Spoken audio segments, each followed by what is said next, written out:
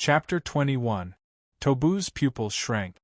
He slapped the counter and coldly said, "You dare to use my students as bait?" Chris shrugged slightly.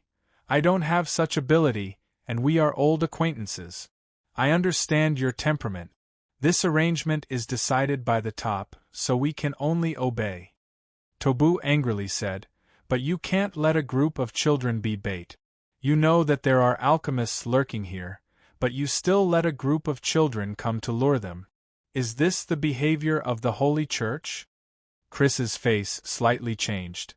"It is a big crime to talk about the Holy Church in private. Don't be stupid.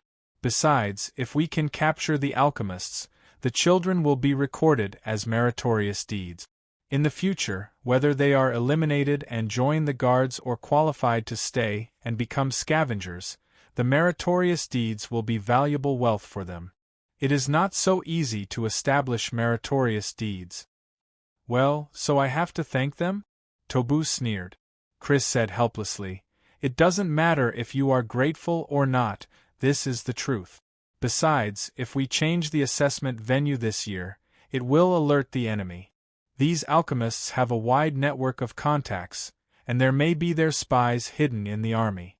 Although these children are still a little inexperienced, when they graduate in 3 years, whether they join the guards or scavengers, they may face the alchemists. At that time, they will be the frontline warriors, and no one will be able to protect them. This is also a valuable experience for them." Tobu slightly frowned. He handed the wooden cup to the old man behind the counter. "Old Luo, give me another cup. You are so angry, I will give you more ice." The old man behind the counter laughed. Tobu choked, but didn't say anything. The night came. As the sun went down, the temperature in the desert immediately dropped. The insulation effect of the sand was extremely poor, so the heat was quickly dissipated. At this time, Dean and Sham had used a few stones to build a fire pit. They were burning old plants. The way to ignite the fire was naturally the most primitive method of drilling wood. "So hungry." Zack touched his stomach and looked at Dean. Dean leaned against the fire, closed his eyes and said, 10 days will pass soon. In addition, talking will make you hungry faster." Zack smiled bitterly and closed his eyes. Mason sat next to the fire and laughed. "Sleep well. You won't be hungry if you sleep. Hungry and cold, it's hard to live." Sham tightened his clothes and moved closer to the fire. Mason smiled. From time to time he would pick up the firewood and throw it into the fire pit. He remembered Dean's instructions to keep the fire burning to prevent the beasts from approaching. Late at night, the temperature was even lower. From time to time, a gust of wind blew. Even though he was sitting next to the fire, Macon felt cold and shivering. His legs slightly trembled to generate heat in his body. However, the frequent trembling made him suddenly have the urge to urinate. He looked at Dean and the other 2 who were asleep. He got up and went to the side of the sand. He untied his pants and was about to pee. In the darkness, a dry palm suddenly stretched out and pinched his throat. Mason's pupils shrank. His heart beat violently. Fear almost made his eyes pop out. He saw a wrinkled face appear in the darkness. The face looked at him and said in a very slight hoarse voice, "Be good, don't scream." Mason's hairs stood up. He wanted to call for help, but his throat was almost crushed. He wanted to scream but he couldn't. He could only make the sound of cloth tearing. In this strong fear, Dean's calm face emerged in his mind. His eyes suddenly opened and his feet kicked backward. His heels kicked the soft sand under his feet and splashed to the fire. Not enough. The distance was not enough. Mason was desperate. At this time, the owner of the withered palm also noticed Macon's cry for help. His cold eyes flashed a touch of coldness as he raised his other hand. In the darkness, Macon could see it clearly with the help of the weak firelight. It was a dagger. Whoosh. Straight stab. Bang. At the moment when Mason's brain was completely blank, a stone flew over and hit the dagger. At the same time Dean's voice sounded, "There is an enemy. Get up." Zack and Sham immediately woke up under his roar. They grabbed the stone cushion. Dean stared at the thin figure in the darkness. Dean stared at the thin but stooped figure in the darkness. He had always been a light sleeper, especially in such a dangerous environment. He was not completely at ease with Macon's vigil. Suddenly he felt a few grains of sand splashed on his face. He immediately woke up. The first thing he saw when he opened his eyes was the place where Macon was sitting. He didn't see his figure. When he turned his head, he saw the thrilling scene. He immediately grabbed the stone next to the fire and smashed it. He didn't expect to hit the target. Damn! The figure was an old man. He was wearing a black robe. The dagger in his right hand fell to the ground. His wrist was slightly trembling. The severe pain made him angry. He pushed away Mason, who was constantly struggling. He took out a green bottle from his chest. He opened the bottle. Green smoke curled up from the bottle. He aimed at Dean's direction and blew it. The green smoke floated immediately. Dean's face changed. He quickly covered his nose. He wanted to remind Zack and Sham, but the green smoke had floated close to him. He couldn't open his mouth. Plop! Mason, who was closest to the old man, was shrouded by the green smoke. He immediately fell down. Dean's pupil shrank. He quickly fell down and pretended to be dead. Plop! Dean didn't need to look to know that Zack and Sham also inhaled the green smoke. But he didn't know if they were unconscious or poisoned to death. His heart was pounding. His heart was full of tension and doubts. Was this also one of the tests? If so, he believed that in addition to those large groups, other small groups would be eliminated. Was the purpose of this assessment to unite everyone? Dean's thoughts turned quickly. He couldn't help but regret. Perhaps the meaning of the above was not to let them survive for 10 days, but to see if they were united? Damn brat! At this moment, Dean heard the footsteps of the old man. He immediately knew that the old man wanted to retaliate for his stone attack. He secretly complained in his heart. Wasted my bottle of lost soul potion. Damn!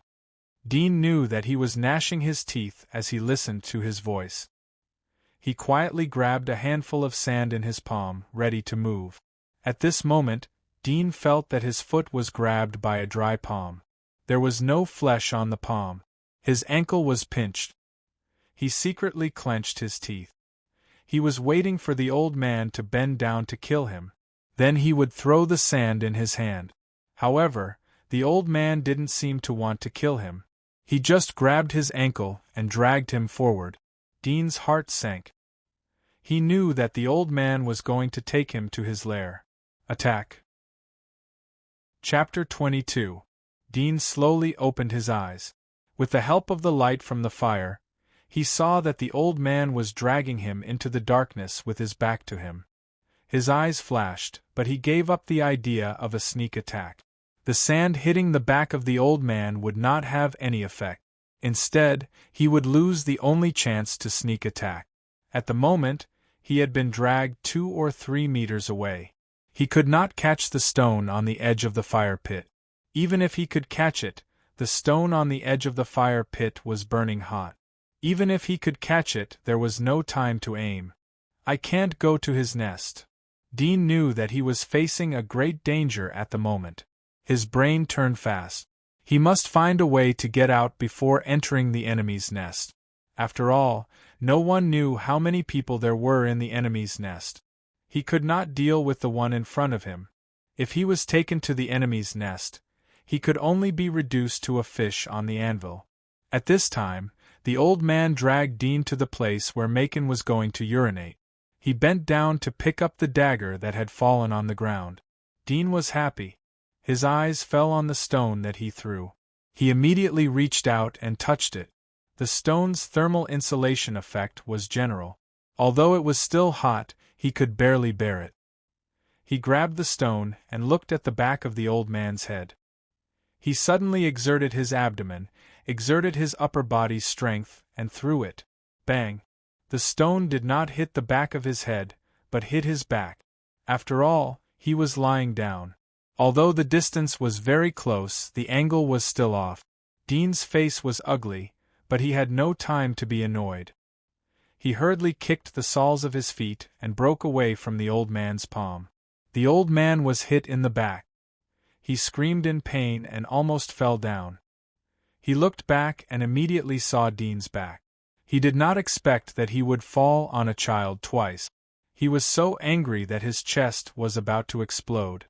He ferociously said, "I'm going to kill you." He suddenly raised his hand and swung it. An inconceivable scene appeared. An extremely long black shadow suddenly shot out from his wide sleeve. Bang! It hit Dean's back. Dean immediately fell to the ground. There was a sharp pain on his back. He almost fainted, but his heart was at a loss. With his speed, the old man should not be able to catch up so quickly. Was it a stone? He forced himself to look back, and his pupils suddenly shrank. He saw a scene that was completely beyond his imagination. He saw that the sleeves of the old man were covered with tentacles. They were as thick as a baby's wrist and 3 or 4 meters long. Dean could clearly see that the roots of the tentacles were connected to the old man's shoulder. The scariest thing was that there were actually blood-red veins on the hunchbacked old man's withered arms. They were like blood vessels protruding from the surface of the skin, full of strangeness and malevolence. Dean couldn't help but think of 4 words: biochemical transformation. Born in a scientific family, Dudian knew that biochemical modification was real, but in the old era it was a taboo experiment. Any biochemical human experiment was illegal. It only appeared in World War II as a weapon of war. This was what he heard from his father and sister when they were chatting.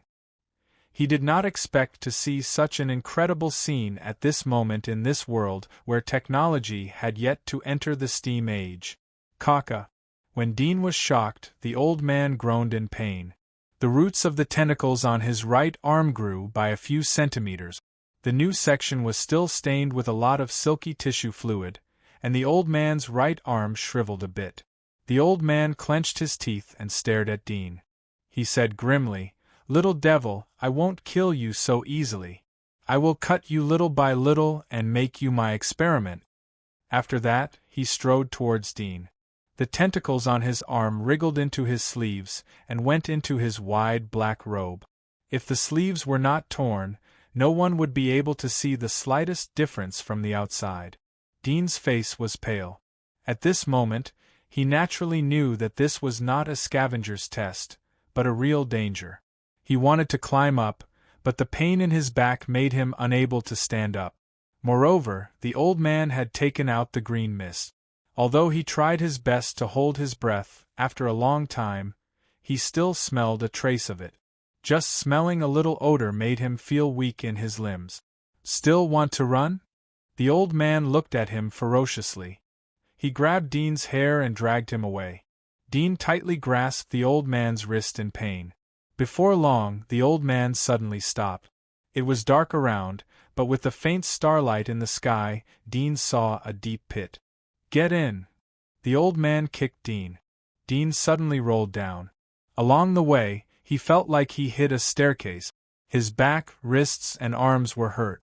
He rolled for about 7 or 8 meters before he reached the bottom. He reluctantly opened his eyes and immediately saw a faint yellow light in front of him. It was an underground chamber. At this time, the old man climbed down the vertical ladder.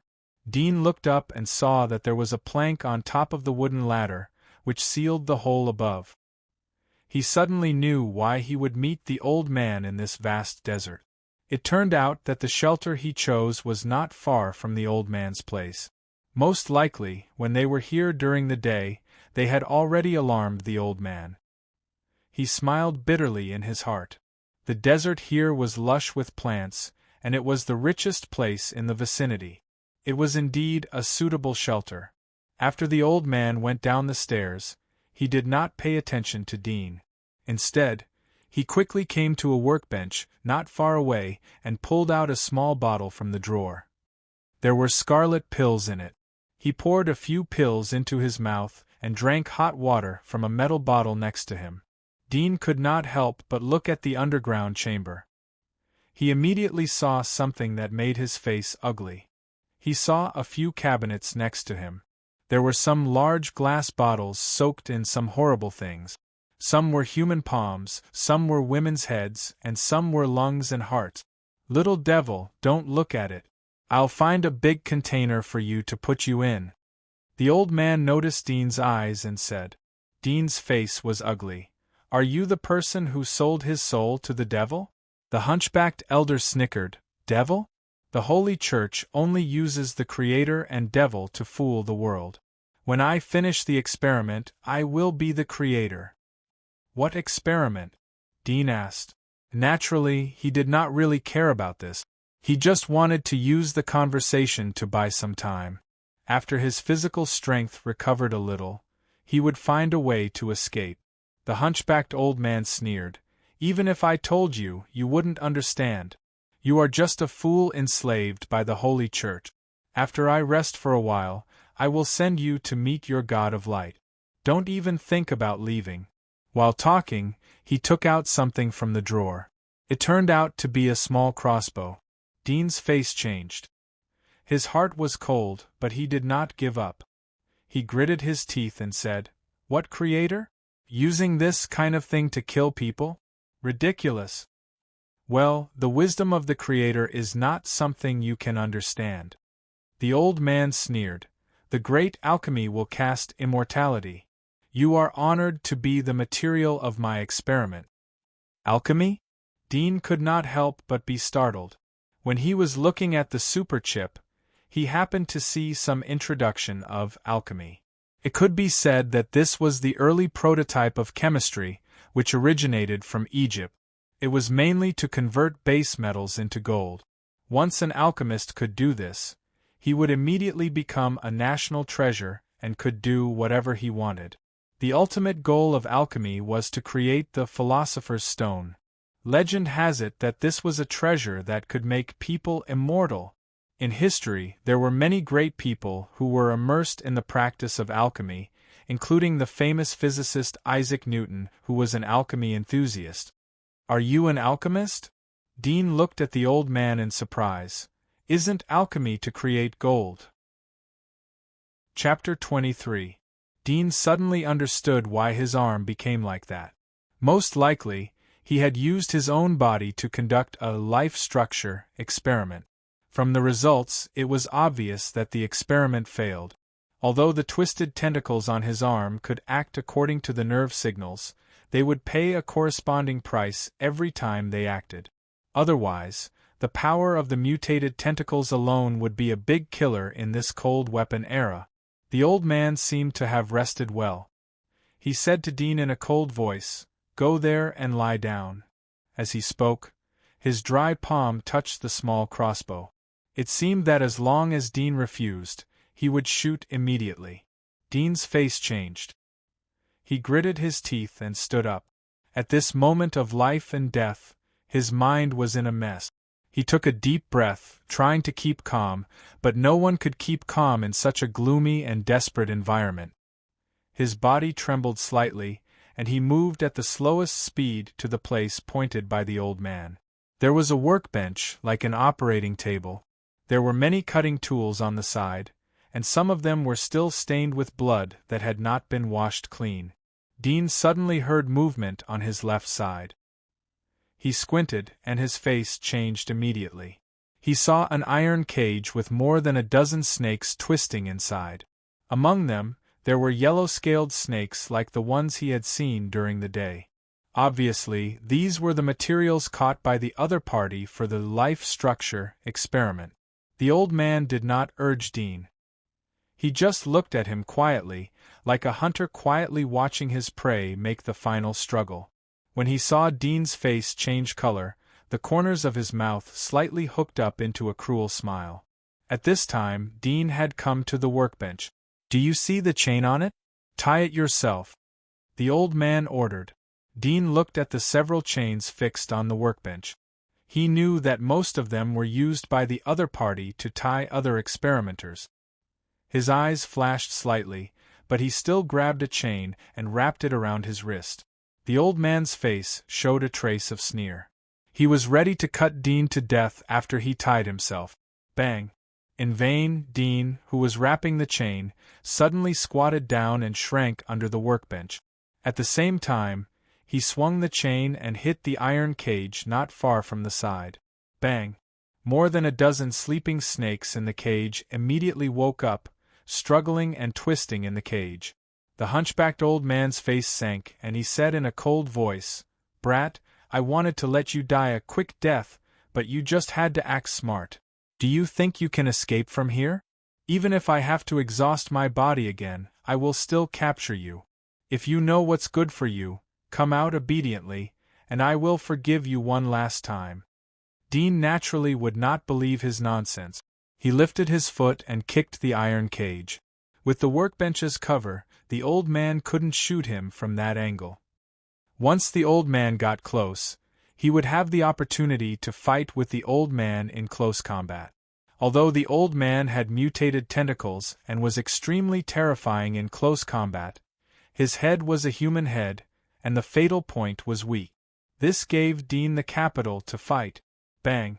The iron cage was only lightly tied with a lock. At the moment, under Dean's kick, the iron cage immediately opened. More than a dozen snakes quickly swam out of the cage. Some swam toward the darkness, some swam toward the old man, but most of them swam toward Dean. The stooped old man sneered, "You're courting death." The next moment, his smile suddenly stopped. He saw that the snakes that were swimming towards Dean suddenly changed their mind. They turned around and swam to other places. 4 or 5 of them swam towards him. How? The old man's eyes widened. Suddenly, he thought of something. He looked at the table next to him, and his face suddenly became gloomy. They actually stole the realgar. No wonder they have the courage to open the snake cage. Dean firmly grasped a bottle of realgar powder in his hand and sprinkled it all over his body. This bottle of realgar powder should be prepared by the old man when he caught the snakes. When he noticed the snake cage, he thought of realgar powder. After all, although the old man was called an alchemist, he was essentially a biologist of this era. Moreover, he was so old that it was impossible to catch these snakes with bare hands. He could only rely on other things. As he expected, he soon saw the bottle of realgar powder. Perhaps no one had come here for a long time. The old man had been living alone, so the things were placed very casually. It just happened to be in the place where Dean passed by, so he sneaked over. Humph! The old man coldly snorted. He grabbed another set of brownish-yellow robe hanging on the wall next to him and put it on his body. At this time, the snakes that swam toward him immediately stopped, then twisted their bodies and swam into the surrounding darkness. Seeing this scene, Dean immediately knew that the robe was mostly sprinkled with realgar powder, and it was probably the coat he wore to catch the snake. "Boy, you'd better come out." The old man's eyes were gloomy, staring at the workbench. His fingers were tightly attached to the crossbow. As long as Dean showed a little bit of his head, he would immediately shoot. Although the other side was just a child, but the successive changes had already made him feel threatened, and he would not give Dean any more chances. Dean looked around the secret room. At present, the only way to survive was to subdue the alchemist. But to subdue the other side, relying on the dagger in his hand was far from enough. Yes, there was a dagger in his hand. This was the cutting tool that he grabbed from the workbench when he squatted down. It was also the only weapon that he was ready to fight with the old man in close combat. At this moment, Dean suddenly saw that on the side of a counter against the wall, there were some bottles and jars. There were labels on them. 2 of them were impressively sulfur and charcoal. This was one of the main raw materials of black gunpowder. Dean's eyes lit up, and his heart was suddenly ecstatic. He hurriedly looked around, but did not see the fire saltpeter. His face could not help but change slightly. Without the fire saltpeter as the main raw material, sulfur and charcoal alone could not make black gunpowder. He clenched his fists. This feeling was like a foot into the door of life, but was pushed back. Kid, I know you have a dagger in your hand. Are you ready to fight with me? The voice of the old man sounded again. Dean's heart sank. He knew that the old man had noticed the missing dagger on the workbench. He only heard the old man continue, "Let's continue to waste time like this. I'll eat something to make up for it. Are you hungry?" he said with a sneer. As Dean listened to him, he immediately felt hungry for a whole day, and his stomach juices began to burn. However, his heart was a little relieved. At least he still had time to continue to think of a way. At this moment, a green mist floated over. Dean's pupils shrank, and he hurriedly covered his mouth and nose. He did not expect that the other side would release this thing in this narrow secret room. Obviously, the other side had an antidote or other countermeasures. Dean pinched his nose, and his heart was pounding. He knew that his time was running out. He did not rush to stand up and fight. He expected that the other side might have aimed at his position. As long as he stood up, he would be shot. Chapter 24. Kid, let me see how long you can hold on. The stooped old man wore a dark green mask, revealing only a pair of cold eyes. He stared at the workbench, fingers pressed on the crossbow, ready to shoot Dean, who was about to counterattack. Suddenly, whoosh! A black shadow suddenly flew out from behind the workbench. The stooped old man instinctively pressed his fingers, and with a click, the crossbow shot out. The short arrow flew out quickly, but it did not hit the black shadow, but nailed to the wooden cabinet behind. At this time, the black shadow fell at the feet of the stooped old man. It was Realgar Powder Bottle. His face changed, and he hurriedly looked up. He saw Dean jump up from the ground, but did not bypass the workbench to pounce on him. Instead, he turned around and jumped to the side of the counter, grabbing the bottles and cans on it. Some of the bottles and cans fell to the ground and broke, sprinkling powder on the ground. The stooped old man was furious. These were the experimental materials that he had painstakingly collected and carefully ground. Unexpectedly, they were knocked to the ground. He gritted his teeth and quickly reloaded the crossbow, aiming at Dean. However, in the short time it took for him to reload the crossbow, Dean had once again retreated under the workbench. "Damn kid!" The stooped old man was so angry that his eyes almost spurted fire, but several failures made him a little afraid of Dean, so he did not angrily go forward with the crossbow. He did not believe it himself, but he really felt a threat from this kid.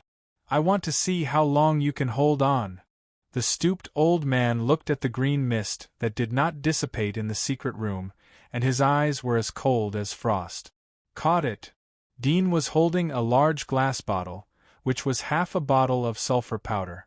At this time, he felt that the oxygen in his lungs was getting less and less, and the feeling of suffocation was getting stronger and stronger. He could not help but look around quickly, looking for the fire sickle stone. However, although the stooped old man's things were scattered, there was no fire sickle stone nearby. No fire! No fire! Dean was desperate.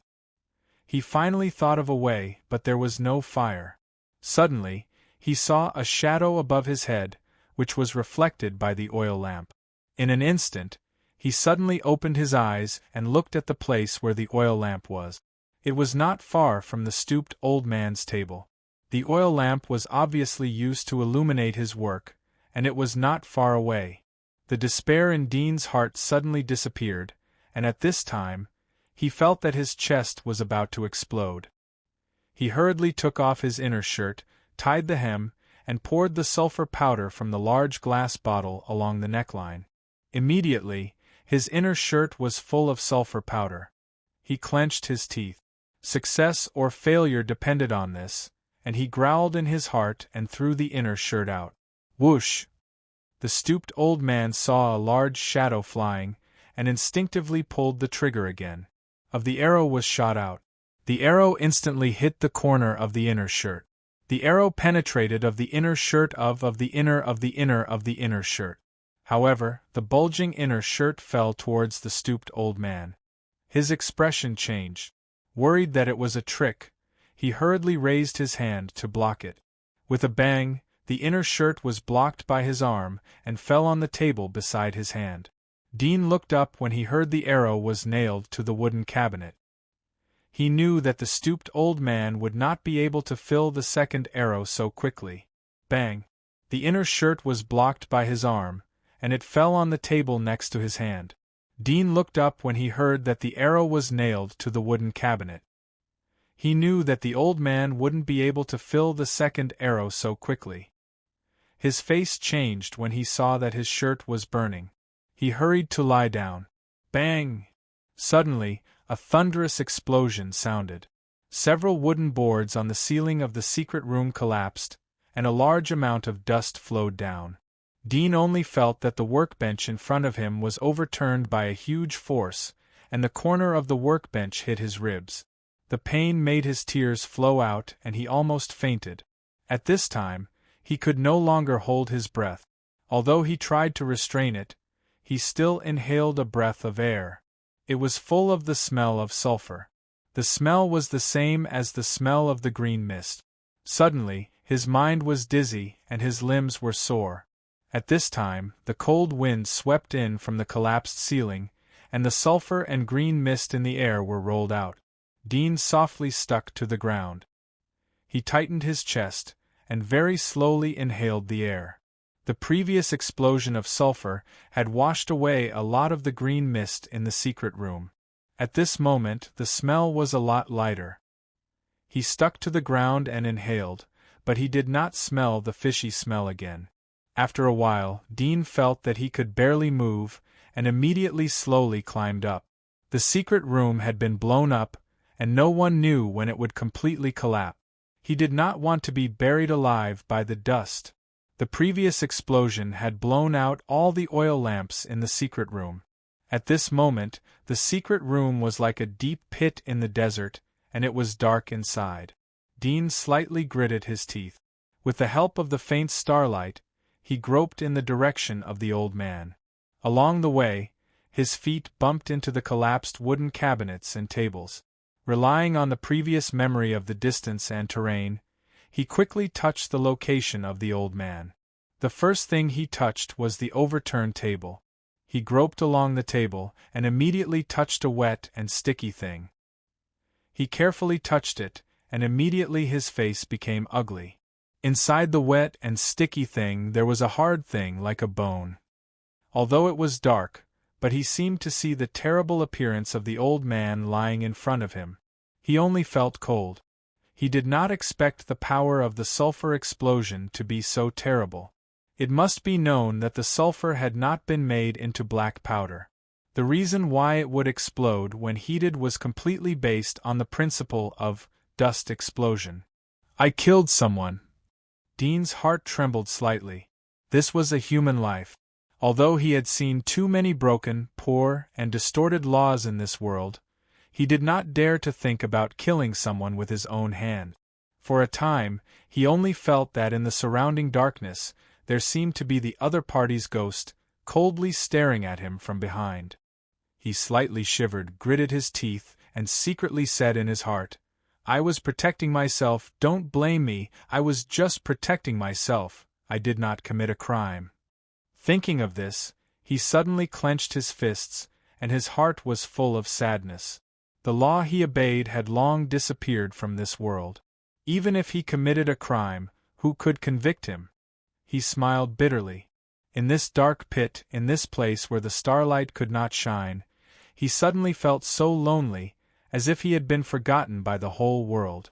This loneliness gradually made his trembling body relax, and his heart was not so afraid anymore. Instead, there was a faint indifference. He silently looked at the dark place of the old man's body. After a long time, he slowly moved his body, but not to leave, but to bend down and search on the ground. Chapter 25. Dean once again touched the old man's body. It was wet and sticky like a thigh or an arm. It was rolled up by the old man's ragged robe. This time, although he was still afraid, he was not as nervous as before. He resisted the trembling in his heart and touched the old man's robe. Suddenly, He touched two hard objects from the wrinkled cloth. He pinched it. It was extremely hard. He thought it was the old man's belongings. He immediately opened the cloth and took out the things. It was cold. He raised it up and saw it was a fire sickle under the starlight. He was pleasantly surprised. He immediately rubbed the sickle and ignited the tinder. Soon, the dim light of the fire illuminated the darkness. With the help of the light, he immediately saw what was in front of him. His face couldn't help but turn pale. He saw that the place he was touching was the hunchbacked old man's shoulder. At this moment the arm was broken from the elbow, and the ribs on the inside of the chest had also been blasted into a charred mess. Dean's heart was pounding. He was a little nervous. He was afraid that the old man would pounce on him. After repeatedly confirming that the old man's chest was not moving, he was relieved. He found the scattered papers on the ground and ignited them. At the same time, he threw a few pieces of cloth on the ground and burned them. As the fire grew bigger, Dean immediately saw the appearance of the secret room after the explosion.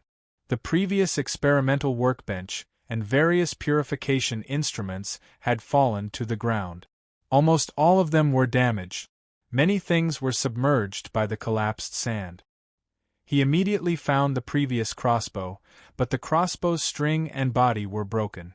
Obviously, it could no longer be used. Dean was distressed. He could only give up. He was ready to completely burn the place. Suddenly, he saw a few books next to the fire. The top cover of the book was Alchemy Life Theory. Dean picked it up. In addition to the Alchemy Life Theory, at the top there were several books below. All of them were life alchemy schoolbooks. One of them was a small handbook without a name. He opened it and saw that it was handwritten with a quill pen. Alchemy Notes? Dean was a little surprised. He looked at the content. It turned out to be the old man's alchemy diary.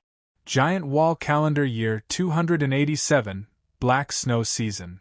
Today's experiment is progressing smoothly. As expected, if I want to create life, I still have to use humans as experimental subject. What a perfect material. There were some experimental process records and other events, but he didn't look at them in detail. He put the alchemy notes into his chest. As for the Alchemy Life Theory and other books, he simply flipped through them. Although the names were very lofty, but he felt that it was similar to primary biology. Although he didn't study biology, but at least he had modern thinking. He was influenced by common sense from childhood, so he was able to roughly judge the content of the alchemy note. He didn't bring them with him. These books were too thick, so he couldn't hide them and would easily be exposed. Judging from the behavior of this stooped old man, alchemy most likely didn't have a good reputation in this world. Otherwise, he wouldn't have hidden in this uninhabited desert to secretly conduct experiments. Dean tore the books and threw them into the flame. The fire burned. He threw the rest of the books on the body of the stooped old man. Then he found the oil pot on the ground and poured the kerosene on the body of the stooped old man. At the moment he had calmed down a lot. The first thing that came to his mind was to destroy the evidence. When the fire spread, Dean climbed up the wooden ladder that he had previously rolled down. The ladder was far away, so it was not broken. He pushed the wooden board above his head and climbed out. Looking back, he could vaguely see the reflection of the fire from the collapsed gap. There was a trace of melancholy in his heart. He sighed, turned around, and ran along the original road. When he returned to the previous place, there were only a few scattered sparks in the fire pit. He didn't see Mason and the other two. Dean was surprised. He didn't sit down to rest. He dragged his tired body to look around the ground. Soon he saw traces of dragging. He immediately chased along the sand. He saw a shadow moving in the distance. His heart tightened and he quietly touched the shadow. As he got closer, Dean saw that it was Zack who was dragging Mason and Sham. He is not in a coma? Dean was startled.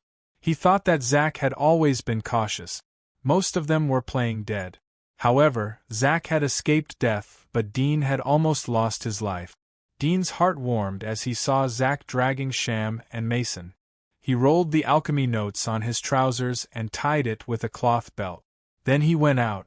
Who? Zack was shocked when he heard the movement. He loosened Sham and Mason and nervously bent down to grab 2 handfuls of sand. It's me. Dean appeared. Zack was surprised when he heard Dudien's voice. You are back? Are you okay? Did the monster do anything to you? Dean immediately knew that Zack should have secretly seen the fight between him and the stooped old man. He saw the mutated shoulder. I'm okay. I was lucky to run away. Let's get out of here so that we won't be caught again. He grabbed Mason's arm.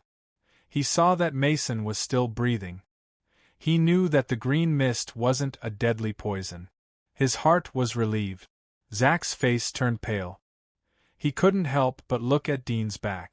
It was as if there was a monster staring at him from the darkness. He shivered and grabbed Sham. Run quickly. Don't be caught. Then he quickly dragged Sham and ran forward. Dean dragged Sham and followed behind. Obviously, they couldn't stay in this place where there was plenty of water. Although the stooped old man was dead, but it was hard to guarantee that there wouldn't be other alchemists coming over. He sighed and continued to look for water.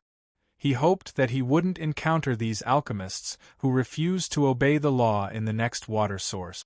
Half an hour later, above the hunchbacked old man's secret chamber, a few black shadows appeared. One of the short shadows took out a fire sickle and lit the oil lamp. With the help of the fire, they looked down through the gap of the collapsed wall and immediately saw the burned secret chamber inside. He has been killed. One of the graceful figures seemed to see something. She said in a cold voice, "Destroy the corpses and burn the nest. It seems that they don't want us to trace any clues." Such ruthless means. Most of them are the work of other devil's apostles. These beasts won't let go of their own people. Another burly figure said. The previous short shadow said, "These alchemists have already sold their souls to the devil. In order to get the devil's power, they don't hesitate to kill each other. However, they shouldn't fight for no reason. I think it's likely to be because of something. Damn, we should have come earlier." Chapter 26. Look, there are footprints here. Another burly figure said.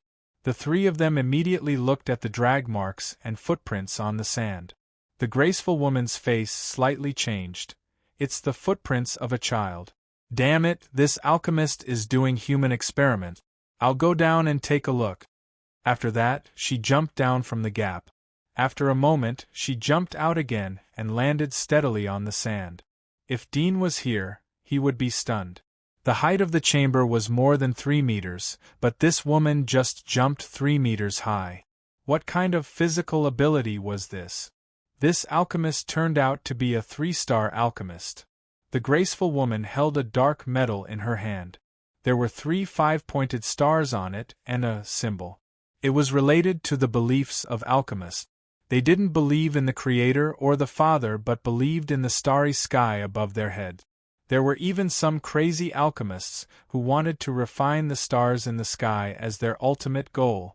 Among these alchemists, there were many who gave up halfway and changed to another profession.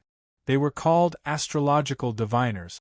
Although it was just divination, the astrologer was still wanted by the luminous Vatican. The reason was simple. The will of God the Father could only be passed to the luminous Vatican, and only the great Pope could understand it. Anyone who tried to guess the will of God the Father was an evil cult with ulterior motives. I didn't expect him to be a powerful character. The burly man's eyes narrowed. To be able to be certified as a 3-star alchemist, he should have obtained some extraordinary power. The person who killed him is most likely a 3-star alchemist. Or even a 4-star alchemist. The graceful woman's face was gloomy. There is no trace of the child he kidnapped. There is a pile of sand inside. Most likely he is buried inside. Let's go back and dig out his body. Let's see what his name is and give his parents compensation. After all, he died because of this operation. I hope we can still recognize his appearance. The short shadow sighed. The graceful woman's face twitched, but she didn't say anything. You look for clues in the vicinity. I'll go and move the body of the alchemist up. Inform the knights to carry it back, and take away the other things. The burly man ordered and jumped down. The graceful woman and the short shadow looked at each other. They pulled out their weapons and searched the surroundings. In the blink of an eye, 10 days had passed. On the west side of the desert, there was a wall made of desert plants and sand.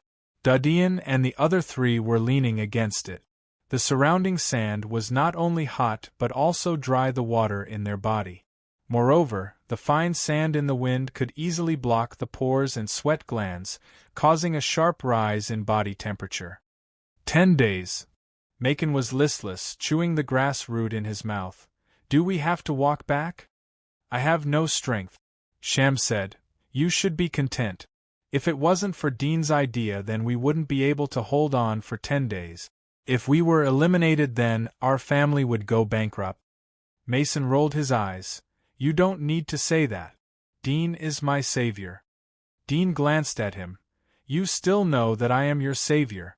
Last night I asked you to go and dig some water for me, but you didn't want to.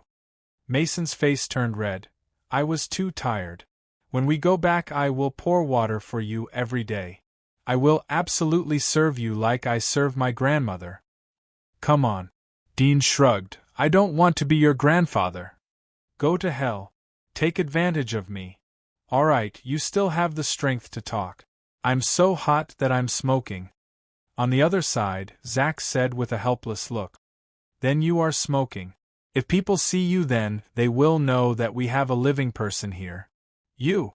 Wait until we go back and see if I don't beat you up. I was wrong. You don't have to wait until we go back. Come on now.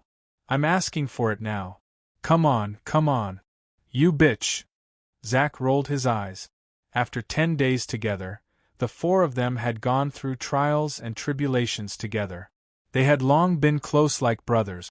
They didn't care about anything when they talked. But this result made Dean, Shah, and Zack deeply understand the unknown side of Macon. Playing cheap. His words were absolutely infuriating. Moreover, he was a chatterbox. Dean was helpless. He didn't expect that after many years, not only he, Zack, and Sand, but the whole world would be hurt by this sorcerer.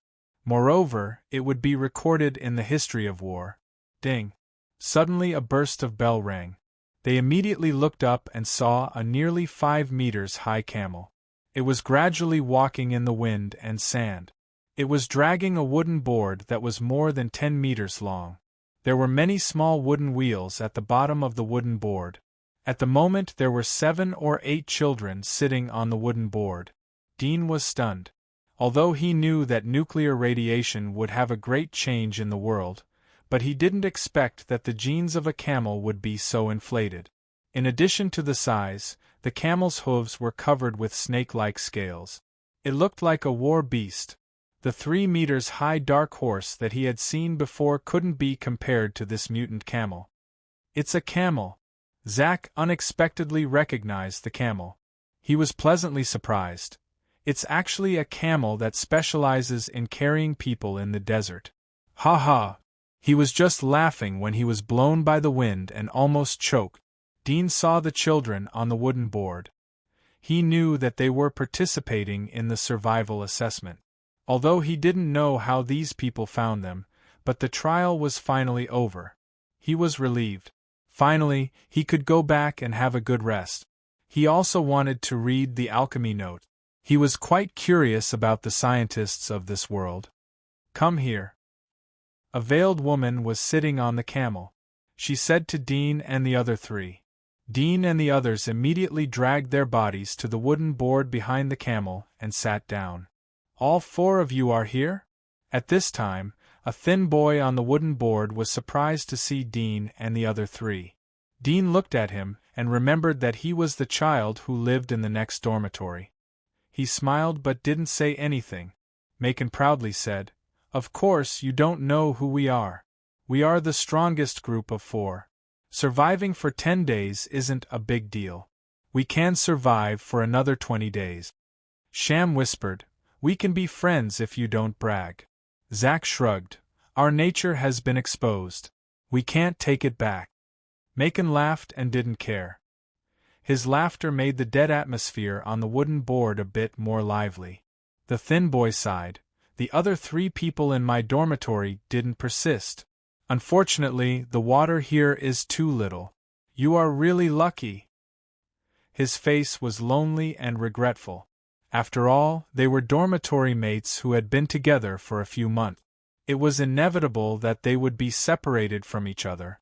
The other children heard his words and couldn't help but feel sad. Dean didn't say anything. He looked up at the woman on the camel. He was thinking about a question. How did she climb up? Chapter 27. Riding the camel back to the gathering place, Dean and others immediately saw that the desolate sand was densely packed with figures of different heights. They were other students who participated in the assessment. Although the overall number was much smaller than before, it was still very impressive. So many people are qualified. Mason was surprised. Dean was also a little surprised, but soon he was relieved. Although the children who were recruited here came from different families, but under Tobu's collective training, whether they were delicate or weak, all of them had transformed into a brand new person. There was not much difference in the physique of everyone. Although the first and last place were separated by hundreds of ranks, but in terms of performance, the difference was only a few minutes. Moreover, in this desert survival assessment, endurance was only a supporting role. The real help to survival was to rely on the brain and luck. I didn't expect that there would be so many powerful people. Mason, Zack and Sham said with emotion, I thought that we were hard-working enough, but I didn't expect others to be the same. The other children were also a little surprised. In these 10 days of survival in the desert, everyone had experienced the difficulty of survival. They had thought that it was already a miracle that they could stubbornly survive in such a hopeless situation. They did not expect that there were so many people who could create miracles like them. At that moment, everyone realized that they were definitely not the most special one in this world. If they wanted to get attention, it was nothing to rely on their current efforts. They had to work 10 times or even 100 times harder to get it. The sun was setting. With the return of the last camel, all the people who had successfully passed the assessment had arrived. At this time, a huge black carriage came and stopped in front of everyone. 2 people jumped out of the carriage. They were Tobu and Chris. After they got off the carriage, they turned around and opened the curtain. They only heard the jingling sound of chains, and then a distorted figure was pushed out of the carriage and fell on the sand. Tobu and Chris didn't have the slightest politeness. They roughly pulled the man's chain and brought him in front of all the children. In an instant, the whole sand was silent. Dean's pupils suddenly shrank when he saw the figure. His fingers in his sleeves clenched nervously. His back was drenched in cold sweat. He saw the figure wrapped in chains. It was an alchemist. What's more, he and the hunchbacked old man he killed were of the same life alchemy warlocks, and they both used their own bodies for experiments. Moreover, the after effects of this person's experiment were even more exaggerated. On his tall and sturdy body, a twisting snake tail grew out from his buttocks, wrapping around his body. His face was covered in lumps of flesh, and on his left wrist, a bone dagger that looked like a curved blade protruded. It was extremely sharp, but the most shocking thing was that his chest actually split open from the center, and from the crack, sharp fangs could vaguely be seen. He could no longer be called a human. Everyone was dumbfounded. The children who had never seen an alchemist widened their eyes and looked at such a monster in disbelief. Tobu looked around at everyone, indifferently smiled and said, First of all, I want to congratulate you for passing the survival assessment. You can continue to be ravaged by me for 6 months. Secondly, there are some things you should also know. With that, He stepped on the back of the tall and sturdy figure wrapped in chains and kicked him to the ground. This is the alchemist that your parents often told you about, the devil's apostle. All the children burst into an uproar. They didn't expect that the devil that they had heard about since childhood actually existed, and appeared in front of them. Suddenly, all kinds of evil legends about the alchemist emerged in their minds. Each of them was chilling, and the twisted body in front of them also confirmed this point. This is the incarnation of the devil. This time, there was an alchemist lurking in the assessment place, causing a lot of people to be accidentally eliminated. At this time, Chris stood up, her wheat-colored face showed a faint smile. But fortunately there were no casualties.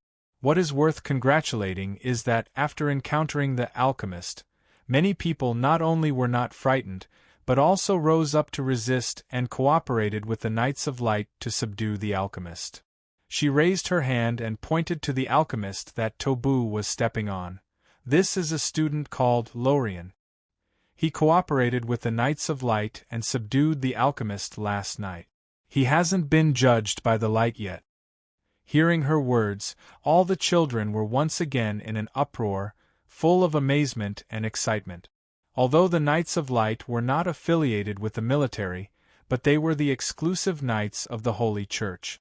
They symbolized noble character and pure will. Even the nobles were proud to be able to marry a Knight of Light. There is actually a Knight of Light. I didn't expect that among us there would be such a powerful person who can help the Knights of Light to capture the devil. Too happy. If I can meet a Knight of Light, I really want to see what they look like. Mason, Sham and Zack said with emotion. When the other children heard Chris' words, they were full of envy. To be able to help the Knights of Light to punish the devil, just thinking about it made them excited and excited. Chris smiled and said, "In this incident, a total of 38 people were attacked by the alchemists, but 17 of them did not surrender to the demons. Instead, they delayed until the arrival of the Knights of Light. Especially Lorien last night, not only did he survive the attacks of the alchemists, but he also secretly left a signal, which allowed the Knights of Light to track him down and capture him in one fell swoop. Such fearlessness in the face of danger, calm and courageous character, is worth learning by all. Here, I announce that all the candidates who assisted the Knights of Light to subdue the alchemist will be rewarded with a second-class military merit.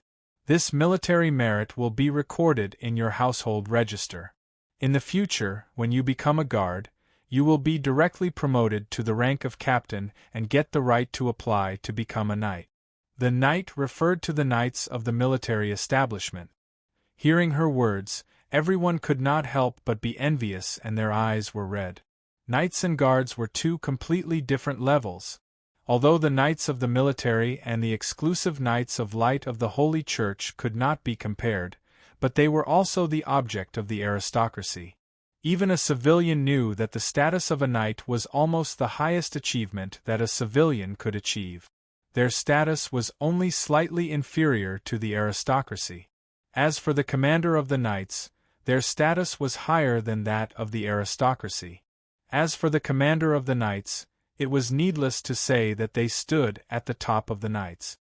In addition to what we already know, 10 days ago at the secret stronghold of the alchemist, the Knights of Light found a few footprints. According to their speculation, someone was caught by the alchemist, but managed to escape. I don't know who it was, but please stand up and let me record your military merit." Chris suddenly smiled. Hearing this, everyone was surprised and looked at each other. Dean's heart tightened. He immediately saw Zack, Mason and Sham looking at him. Only the three of them knew that he had escaped from the alchemist. Dean's heart sank as he looked at the envy and excitement in the eyes of the three. He knew that most of his footprints had been traced by the Knights of Light. But because of the long time gap, he had deliberately covered up the remaining footprints after Zack reminded him. So he didn't catch up at that time. When he killed the alchemist, he did not think about covering his tracks because he did not expect that the Knights of Light would appear. Later he covered up the footprints to deal with Zack. At the moment he thought that he was lucky. If he did not cover up the footprints in time, he was afraid that the Knights of Light would have already caught up with him. He had the alchemy notes tied to his trousers. If he was found out, he did not need to think about how big of a crime it would be. Chapter 28. Although Chris said that the reward was extremely tempting, but Dean rationally dismissed the idea of claiming it. He was not sure if the Knights of Light had found any clues about him from the alchemist's chamber. Although he had burned the place, but the traces of the explosion would not disappear. If he was brought to the Knights of Light for questioning after receiving the reward, it would be inevitable that flaws would be exposed. Moreover, he had the alchemy notes in his trousers. Once it was found out, the consequences would be unimaginable. He just wanted to stay as far away from the Knights of Light as possible. He couldn't help but wryly smile. If he knew that it would be like this, he wouldn't have kept the note. If that was the case, he could go to claim the military merit and make up a reason to escape. Maybe he could fool them. Knight's opportunity. Dean sighed in his heart. There was some pain, but he still gritted his teeth and gave up the idea. Dean, that's great. Zack was excited. He wanted to continue but was stopped by Dean's stern eyes. Zack, Mason, and Shaw were surprised for a moment. But after a few months of getting along and 10 days of survival training, they had a tacit understanding of Dean's meaning. However, their hearts were full of doubts. This was a once-in-a-lifetime opportunity. It could be said that a golden road to the highest civilian status symbol had been sent to Dean's feet. He only needed to take a step forward. This was something that many people yearned for in their dreams. However, under Dean's gaze, the three of them looked at each other and didn't say anything. During this period of time, they had long been convinced by Dean. Although it was inconceivable and doubtful, they still didn't stop Dean's choice. Chris saw that there was no response from the crowd. She couldn't help but frown. At this moment, a voice sounded, "Me, it's me." It was a short boy. He raised his hand and looked nervous. Chris breathed a sigh of relief, deeply looked at him and smiled. "Congratulations, Instructor Tobu will record the reward in your household register. Now, let us appreciate how the Knights of Light punish the devil." As soon as she finished speaking, a person slowly stepped out of the giant black carriage. It was a young man dressed in silver-white armor. He had a handsome appearance and a tall and straight figure. As he walked, his armor creaked softly, giving off a pleasant sound. It was full of charm. All the children's eyes were filled with excitement. Compared to the arrogant nobles, the commoners worshipped the righteous and benevolent radiant knights more. Dean looked at the young Knight of Light. He was thinking about the previous matter. Was the alchemist that Chris was talking about not the one he had met? Or could it be that the short kid was pretending to be him? No matter which one it was, Crazy didn't seem to have any intention of verifying it. She believed him just because he admitted it. This made him feel a little regretful. If he had known it would be so simple, he would have claimed it. He also blamed himself for thinking too much. He sighed inwardly and collected his thoughts. No matter what, he only had one life, and it was always right to be cautious. As for the military merits, he shook his head and cast these thoughts aside. At this time, the young Knight of Light had arrived in front of the alchemist. There was a faint smile on his face. He slowly pulled out the knight's sword from his waist and raised it high.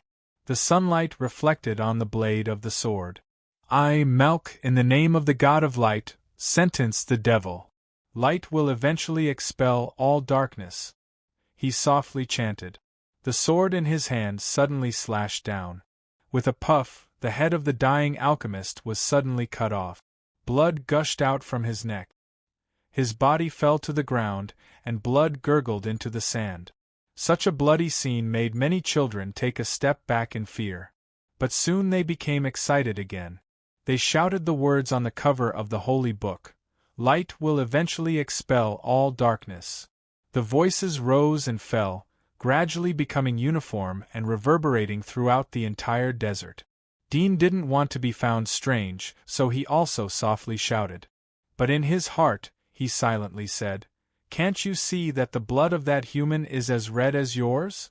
In this world, public trials of criminals were very common. Whenever the magistrate sentenced the most heinous criminals, it would attract countless people to watch.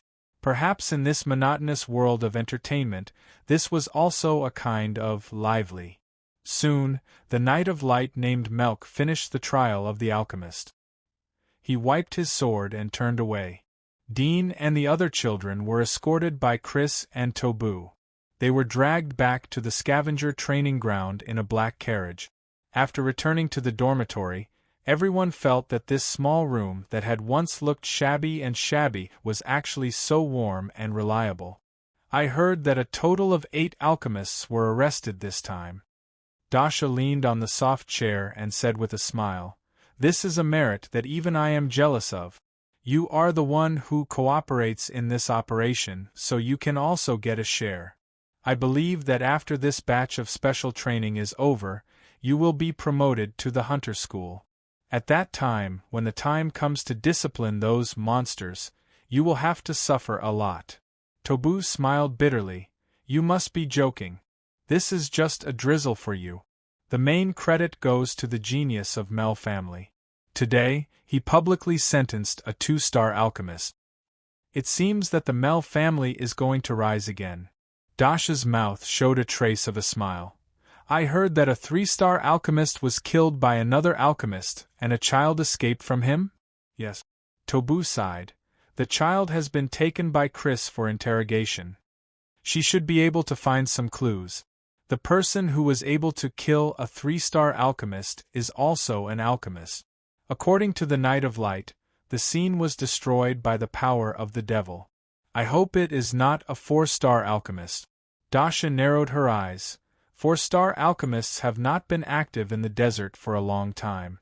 If there was a 4-star alchemist in the desert, then I guess you and the Knights of Light wouldn't be able to come back. Tobu took a deep breath and said, "The next time there is such a thing, I hope you can inform me in advance so that I won't be kept in the dark again." Dashuni yawned and said, "I'm tired. You can go back to work first." Tobu slightly smiled and respectfully retreated. Giant Wall Calendar Year 291, Rainy Season. The experiment is ready. I have completely mastered the structure of the human body. Today, I will use my own body for the experiment.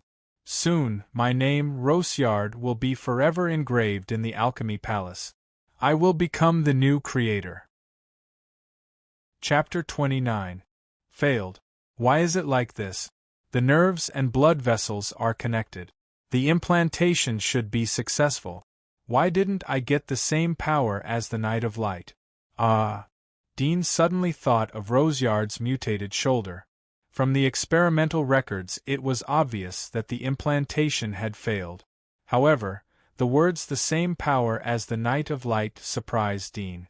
Was the purpose of Rosyard's experiment to turn himself into a Knight of Light? No, to be precise, it was to have the same power as the Knight of Light. Didn't it mean that the Knight of Light would have the power beyond ordinary people through genetic modification? This was definitely an explosive piece of news. It should be known that genetic modification is an evil technique used by alchemists.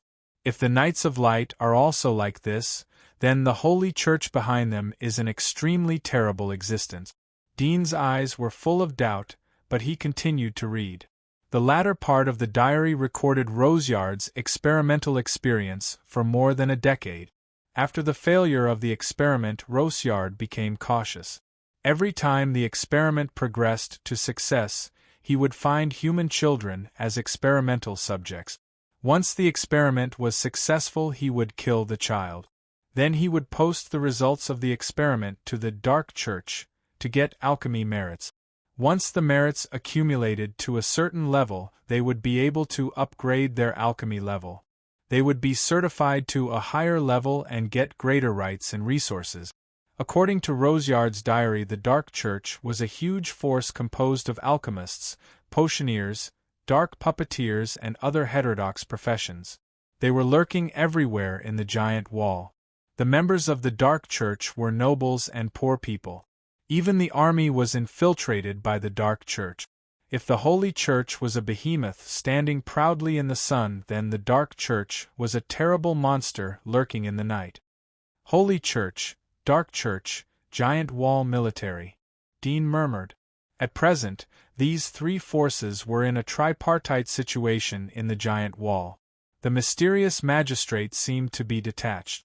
He didn't know whether it belonged to the Giant Wall Military or the Holy Church, but at least it didn't belong to the Dark Church. I know too little. Dean sighed. He was at a loss as he didn't know where to go in the future. He couldn't stand the restrictions if he surrendered to the Giant Wall Military. He couldn't abandon his faith if he joined the Holy Church. He couldn't face his conscience if he joined the Dark Church. From the notes, it could be seen that the various professions of the Dark Church were the same as the scientists of different fields in the Old Era. However, a group of scientists without laws and moral constraints were no different from the devils. Dean could not help but feel that it was as difficult as ascending to the sky to climb to the top of the world from a nobody. Even an idea suddenly emerged in his mind. It seemed to be good to live in such an ordinary way. He thought of the noble girl's sharp words and Jura and her husband's humble attitude in front of the nobles. He also remembered that he almost lost his life in the castle. He gently closed his eyes and asked himself in his heart, "Can I survive if I'm ordinary?" Would he be able to avoid disaster just because he was humble? No, I can't. When one's life was threatened, being ordinary and petty would only make one even more powerless to resist. He slowly opened his eyes. His eyes were unprecedentedly firm. Even if he had to sacrifice his freedom, even if he had to abandon his faith, even if he had to abandon mercy, he had to live well. Even if he had to crawl in the dark quagmire, he had to dig out his own light. He grabbed the iron sheet on the table and cut his arm. There was a finger-long bright red wound. The pain made him slightly clench his teeth, but his eyes became colder and colder. He secretly said, Dean, it's just because of the difficulty that you have given birth to such a cowardly idea. How can you face your parents? How can you face your sister? You have taken up the only chance to survive." He clenched his teeth as he looked at the blood flowing from his arm. The pain eroded his brain. He clenched his fists as if to firmly remember the pain. He silently warned himself that no matter what difficulties he would encounter in the future, he would never change his direction. He would never let the world tame him. Mason and others came back and saw the blood flowing from Dean's arm. They were shocked and quickly sent him to bandage. The scavenger training continued. Time flew. 3 years passed in the blink of an eye. Dean, the special training is finally over. Today is the coronation ceremony. Finally, we can go home to see our parents. Zack laughed. He was a filial son in the dormitory. Every month he would go back to see his parents. Dean, Mason, and Sham would only visit occasionally. Usually, they would write letters to their parents so that they would not worry about them. Dean smiled. After 3 years, his appearance had changed a lot. His skin was not as white as before.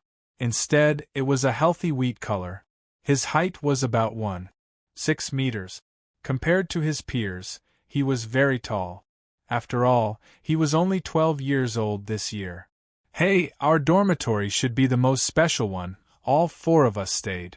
Mason grinned, revealing 2 rows of white teeth, full of sunshine and hearty. Sham was tidying up his clothes. He looked up and smiled. I hope that after we enter the military, we can be assigned together. If we are separated, remember to come to my family's tavern to play. I'll treat you. Dean and the other 2 had already heard the address of his family's tavern. Mason laughed and said, I will definitely drink your family's money. They laughed.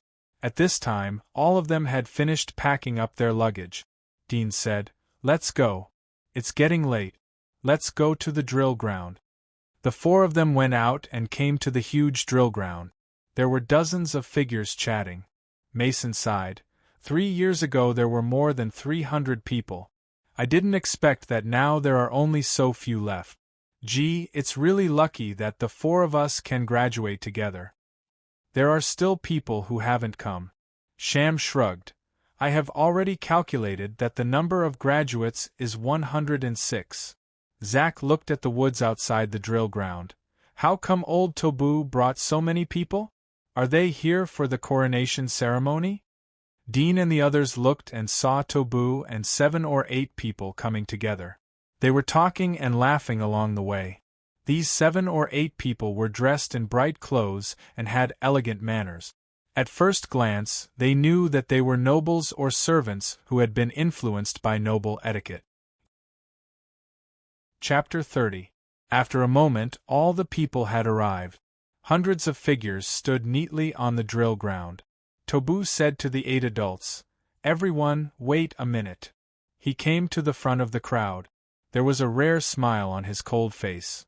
"First of all, congratulations on finally standing out from the garbage and becoming a qualified soldier. However, the real test will begin from now on. From now on, you will leave this warm cradle and face the real life and death." Everyone was slightly surprised. Some did not understand the meaning of Tobu's words. Dean's eyes lit up.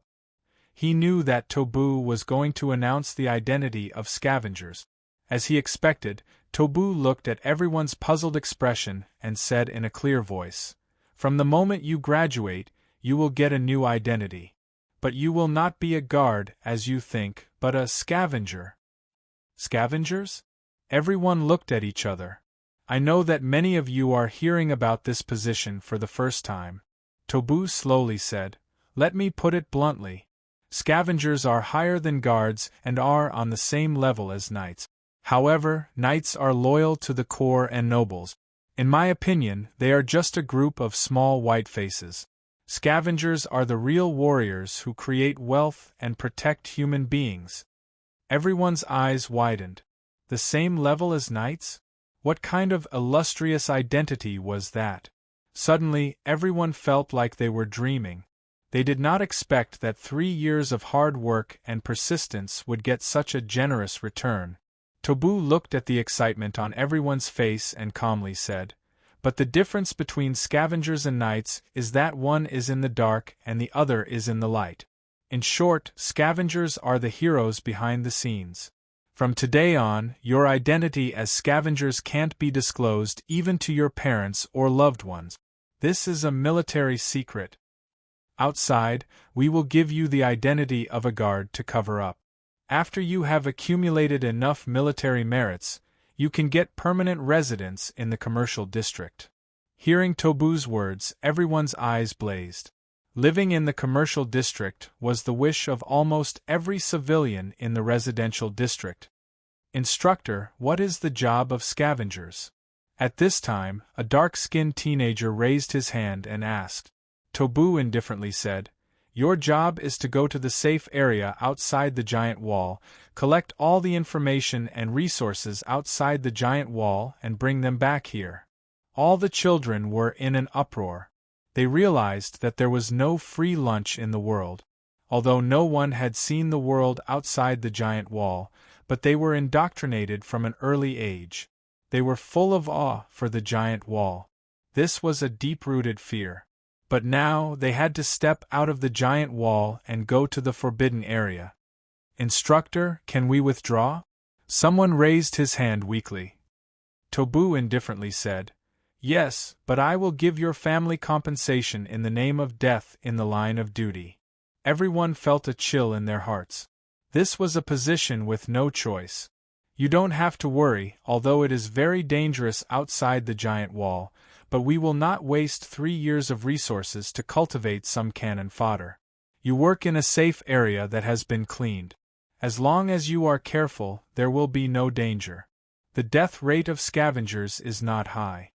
Tobu looked at the crowd and said, "Moreover, when you go outside the giant wall, you will get God's blessing." God's blessing? Everyone was stunned. Dean could not help but raise his eyebrows. Tobu pointed to the 8 figures next to him and said, These 8 are representatives of the 7 consortiums of the commercial district and the military. You can choose to join any of them. From now on, you will work for the consortium or the military of your choice. You will collect resources from outside the giant wall. You can exchange them for huge wealth. I remember there was a scavenger who picked up a strange object outside the giant wall. He got 100,000 gold coins and became a rich man. Everyone's heart was fiercely shocked. 100,000 gold coins? This was a wealth that they could not even imagine. Dean's eyes flashed. He did not expect that scavengers could get a commission from the things they picked up. It seemed that it was a good career to get rich. However, the easier it was to get rich, the higher the risk. At this time, the 8 men and women came to the front of the crowd. A youth in black leather armor on the left smiled. I represent the military. This is the contract reward we give. All the people who join our military will get the qualification to live in the commercial district after 10 years. We are the Sterling Consortium. We can provide the qualification to live in the commercial district as well as houses in the bustling area. Moreover, our commission is 10%. Another graceful woman smiled. The others also opened their mouths and introduced the treatment of their consortiums. Dean understood that Tobu was just a special training center. All the children selected from the residential district would be sent here for collective special training. The forces behind this special training center were the 7 consortiums and the military. Relying on the military alone, it was impossible to force students from the residential schools. After all, some of the schools were founded by nobles or under the banner of a consortium. What made him feel strange was that there was no intervention from the Holy Church. At this time, the other children had come in front of the representatives of the consortiums and the military to choose their future path. The conditions given by these consortiums were similar. Because of the competition, the benefits given were not much different. Dean, let's choose the same consortium, Macon said. Dean nodded slightly. Sham asked, should we choose the military or the consortium? You should first look at the conditions given by them. Dean came in front of Tobu and said, Instructor, can we not choose all the consortiums and the military? Tobu looked down at him. He had a very deep impression of this child.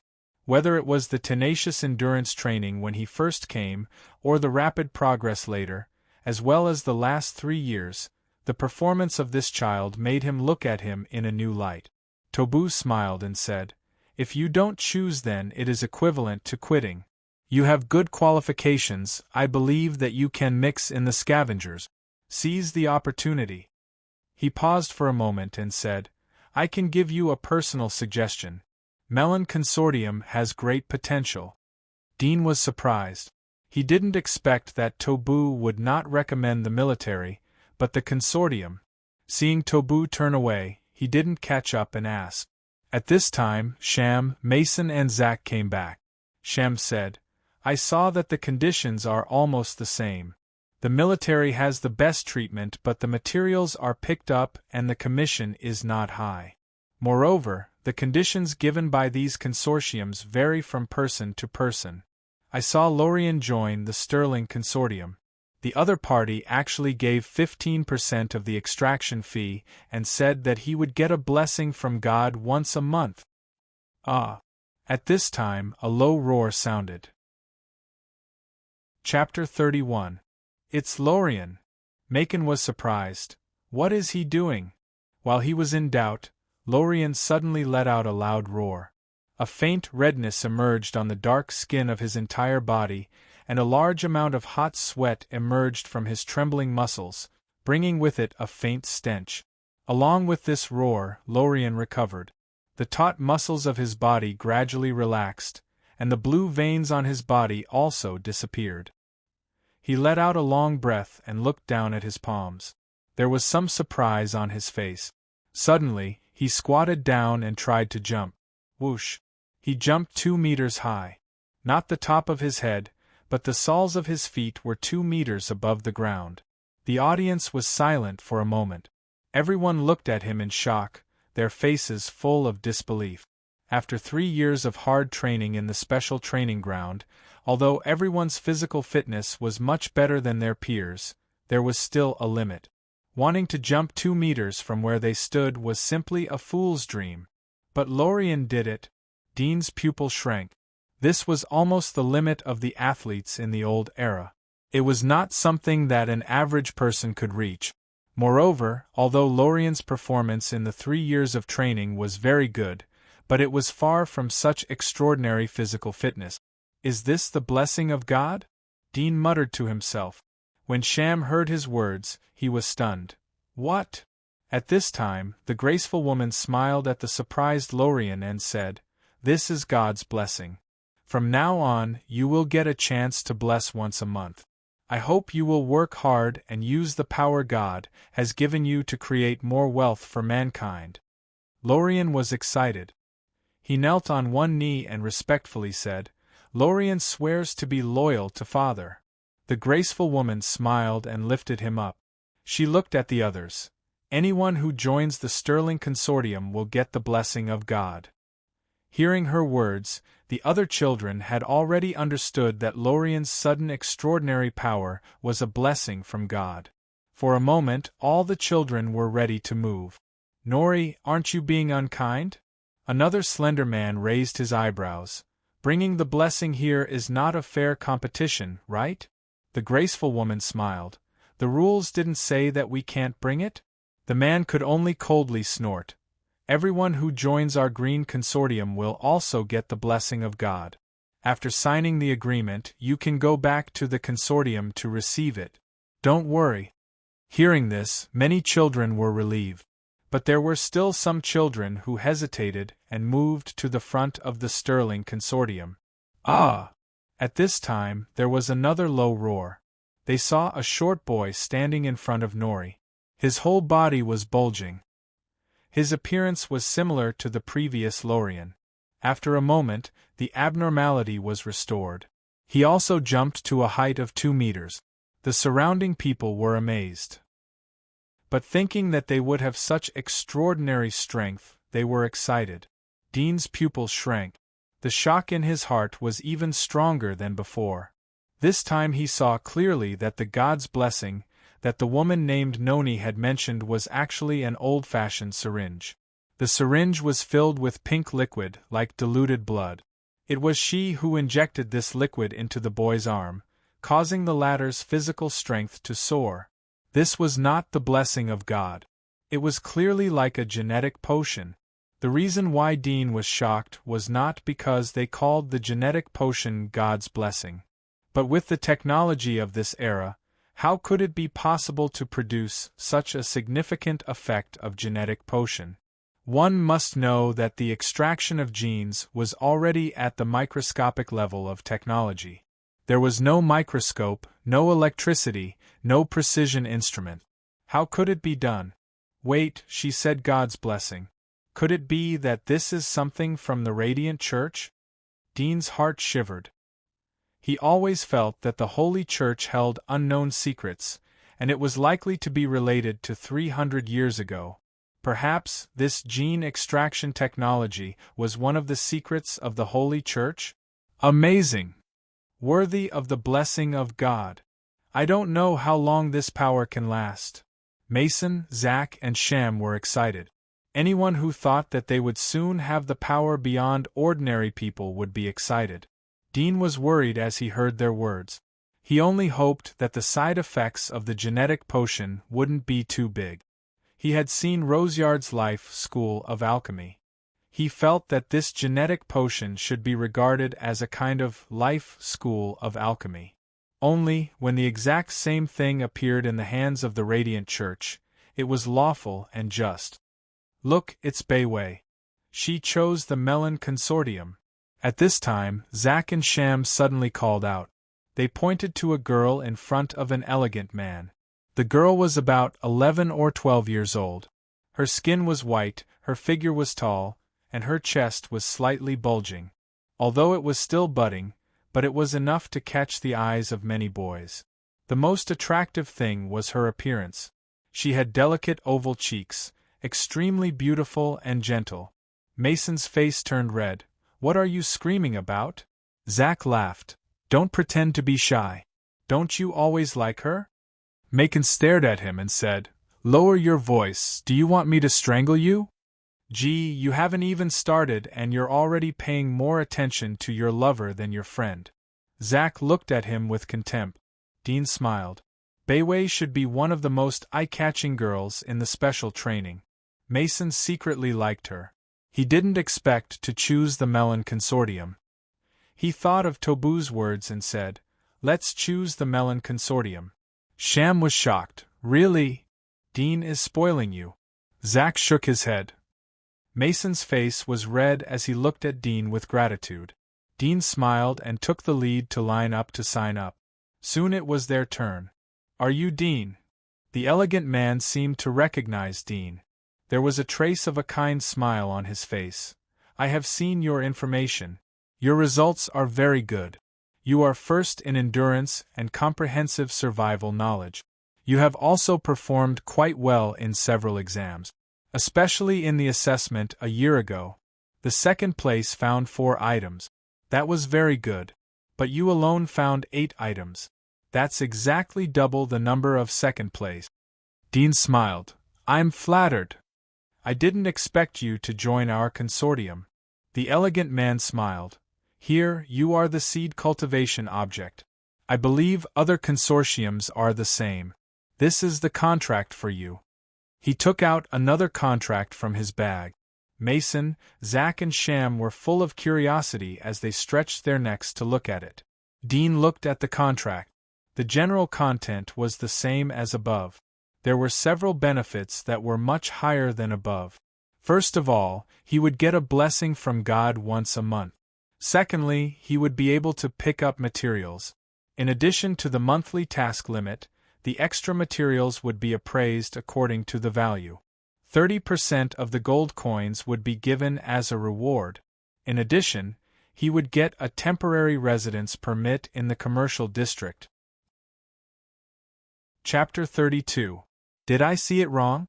The cost of the extra materials is 30%? Isn't that 3 times more than us? Look, the duration of the temporary residence permit is actually 10 years. Wow, if I knew this, I wouldn't have eaten or slept for the past 3 years to study and exercise. Mason, Zack and Sham cried out in envy. Their cries immediately attracted the attention of other children. They gathered around them. When they saw the welfare terms of the contract, they were envious and jealous. They secretly regretted that they didn't work hard enough in the past 3 years of special training. Nori frowned as she saw Dudian. He actually chose the Melon Consortium. Does this little guy know something? Lorien, who was standing behind her, heard the words of Mason and others. His heart had a bad taste. He said to Nori, Why is his contract welfare so high? My endurance score is 2nd, and my comprehensive knowledge score is 3rd. It's not much different from him. Nori looked back at him and smiled sweetly. It has always been like this. The first will always get preferential treatment. Lorien's face was ugly. In the past 3 years of special training, the top 5 had competed with each other and regarded each other as opponents. So when he saw Dudian getting such preferential treatment, it was inevitable that he was not convinced and jealous. The withdrawal fee was 10% higher than his, but the main reason was the 10-year temporary residence permit in the commercial district. It was too much to make him jealous. Boy, don't be unconvinced. Although your results are excellent, but this little guy named Dudien's performance in every exam is extremely outstanding. What we really care about is the results in the practical exam. It's useless to rely on rote memorization and endurance.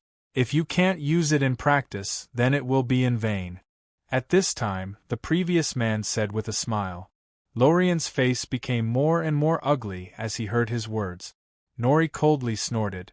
You should worry about yourself. If you can't even recruit a top 5 student, then how will you go back and explain to your boss? The man frowned and turned away. He didn't want to argue with the woman.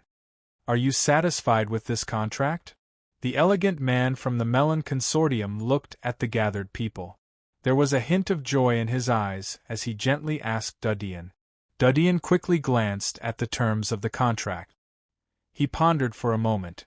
It says that every 3 months I have to obey the consortium's arrangement and go out to scavenge. In addition, the rest of the time I have to stay in the consortium and receive special training.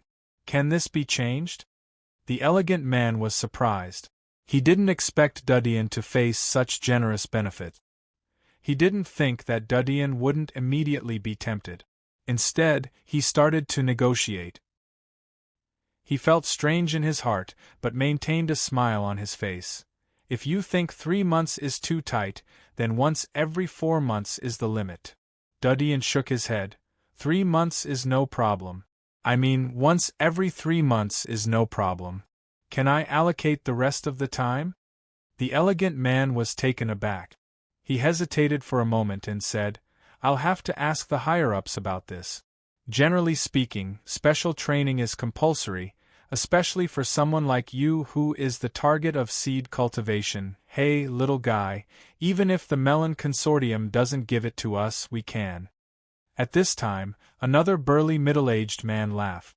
The elegant man's face slightly changed as he angrily said, Bolton, you are violating the rules. How come I don't think so? Another mature woman smiled and said, Our Green Consortium can also accept this young Mr. Dew's conditions. The elegant man's face changed. He clenched his teeth and said to Dudian, Well, I promise you. Dudian was relieved. He secretly thanked the two in his heart.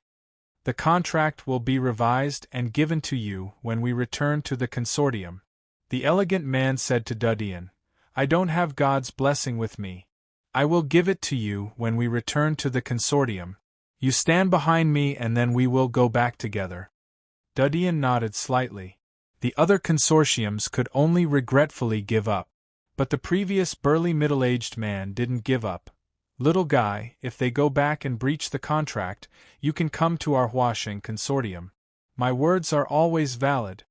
The elegant man angrily looked at him. Bolton, you are slandering us. The burly middle-aged man shrugged his shoulders and turned around to continue to win over other students. The elegant man coldly snorted. His eyes fell on Mason and the others. His expression softened as he said, Are you together? Mason nodded again and again. Yes. Can you give us more benefits? The elegant man was speechless. I really can't change it. These are the rules. Mason looked up and saw that no other consortiums were coming to compete with him. He couldn't help but be disappointed. Well, the elegant man couldn't help but be angry as he saw his actions. Soon, all the students were divided by the 7 consortiums and the military. Each consortium led their recruited students to ride the carriages of their respective consortiums to the headquarters of the consortium. Dean and others opened the curtains and looked at the distant field behind the carriage. There was some sadness and reluctance in their hearts. For the past 3 years, the sweat and the experience of falling and climbing up again and again were like a microcosm, forever imprinted in their memory. Goodbye. The carriages came to a bustling area. The pedestrians on the road saw the flags on the carriages. They hurriedly avoided the carriages for fear of blocking them. After a moment, several carriages of the Melon Consortium stopped in front of a bustling street. The elegant man took the lead to jump off the carriage and entered a huge building on the side of the road. After a moment, 7 or 8 young girls came out of the building and came to the front of the carriage. They opened the door and said to the people inside the carriage, Elders, please. The children in the carriage looked at the white and tender girls. They were at a loss for a while. Dudian got off the carriage. The elegant man went straight to him. His face was full of smiles as he said, Come with me. I'll take you to handle the identity procedures. He turned and led the way. Dudian immediately followed. Mason and others also followed behind Dudian. The people in the other carriages were led by the girls and followed behind. After you have your identity, you will be part of the Melon Consortium. From now on, you will enjoy the benefits of the Melon Consortium. You will also have to abide by the rules of the Melon Consortium. The elegant man said as he led the way, Dean, you are the seed of this session. There will be a noble gathering tonight. You can come and see the upper-class celebrities of the commercial district. These people are from the families of the Melon Consortium. They are our superiors. Dudian asked, Can I not go? The elegant man was stunned. Why? I want to go back and see my parents first. Dudian said. The elegant man suddenly came to a realization. There was some admiration in his eyes as he said, I can understand, but seeing that your parents are not in a hurry, this is a rare opportunity. Others can't participate even if they want to. Besides meeting the nobles, Lord Hunter will also be present. If you can gain the favor of Lord Hunter, I believe your future will be limitless. Hunter? Dudian was startled. He immediately thought of Fino and Zack 3 years ago. The matter of him being taken to the Hunter's castle should be confidential and not spread out. However, it seemed that although the identity of the Hunter was a secret, but it was only for ordinary people and guards. It was not a secret for the scavengers. Okay. Dudian agreed. Mason, Sham and Zack were envious. You kid, how come all the good things fall on your head? I'm so jealous. No, we must go back and let Dean treat us. Zack suggested. Agreed. Sham immediately seconded. Dudian rolled his eyes and ignored them. So, what is the Hunter? Mason asked curiously. Chapter 33. Dean was taken to a luxurious office. There was an old man sitting inside. When the elegant man pushed the door open, a pretty young girl was sitting on the old man's lap. She was holding a burgundy glass filled with crimson wine. She was enjoying life. Peter, can't you learn how to knock? The old man patted the girl's buttocks, signaling her to leave. He then turned around and said with a straight face. The elegant man laughed. It's you who doesn't know how to lock the door every time. The old man glanced at him and noticed Dean following behind him. He raised his eyebrows. Is this the group of scavengers you selected? Why did you bring them here? Peter smiled. This is the seed talent of this group of students. His contract needs to be modified. Rest assured, everything is within the scope of permission. The old man looked at Dean with interest. Boy, you did a good job this time. You were able to win over the top scavengers. If you train well, our consortium may have one more hunter in the future. Peter smiled and said to Dean, You sit down first. The new contract will be sent soon. He said to the old man, Take out the identity medal and uniform. The old man smiled and opened the drawer. He pulled out a stack of black standard soft armor. Dean sat on the sofa and saw the uniform. He couldn't help but think of the people who took him to the special training 3 years ago. They were wearing uniforms exactly the same as this. This is your scavenger medal and uniform. Peter handed the clothes and medal to Dean. There were 2 different medals. This is the guard medal. When you meet a civilian, you only need to show this medal. This will be your disguise in the future. If you meet a noble or a knight, you can show the scavenger medal. Dean looked at the 2 medals. The guard medal was silver and engraved with crossed swords. The scavenger medal was black and engraved with the outline of the giant wall of Sylvia. It was similar to the pattern on the banknote. You are the seed of our Melon Consortium. Peter sat down next to Dudian and said, After each scavenger hunt, the consortium will give you the Fountain of Light. This is an extremely expensive potion purchased from the Holy Church. It can purify the radiation in your body, so you don't have to worry about radiation problems.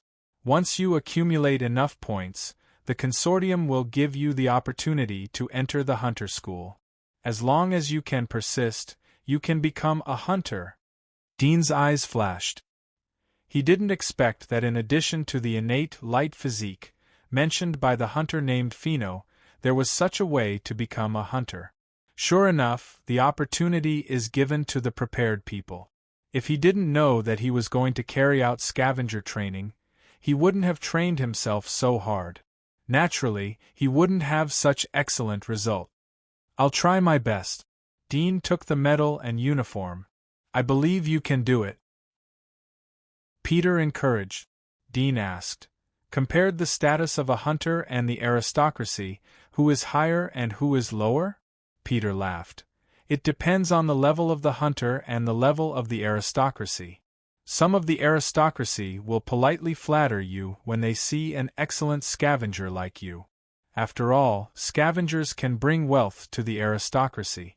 It can be said that scavengers are the favorite workers of the aristocracy. However, in the eyes of the ancient aristocracy, scavengers are nothing. Only hunters can satisfy their appetite. Dean's eyes moved. Are there levels of hunters?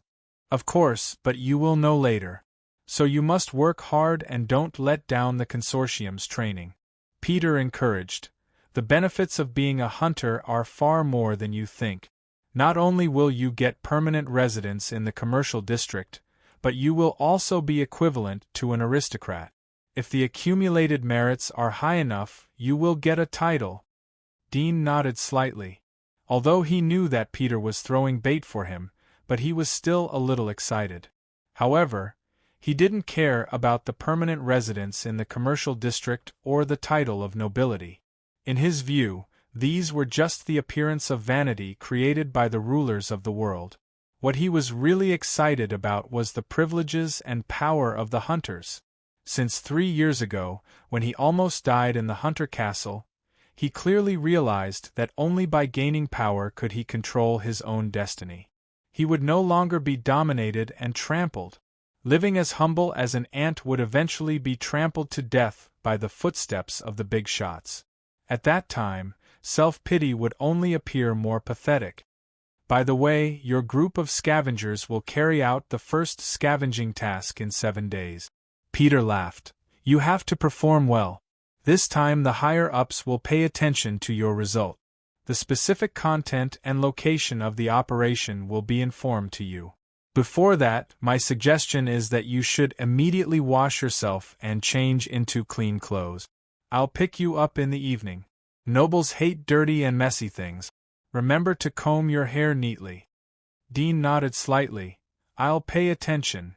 At this time, the door opened and the pretty girl came in. She handed a contract to Peter.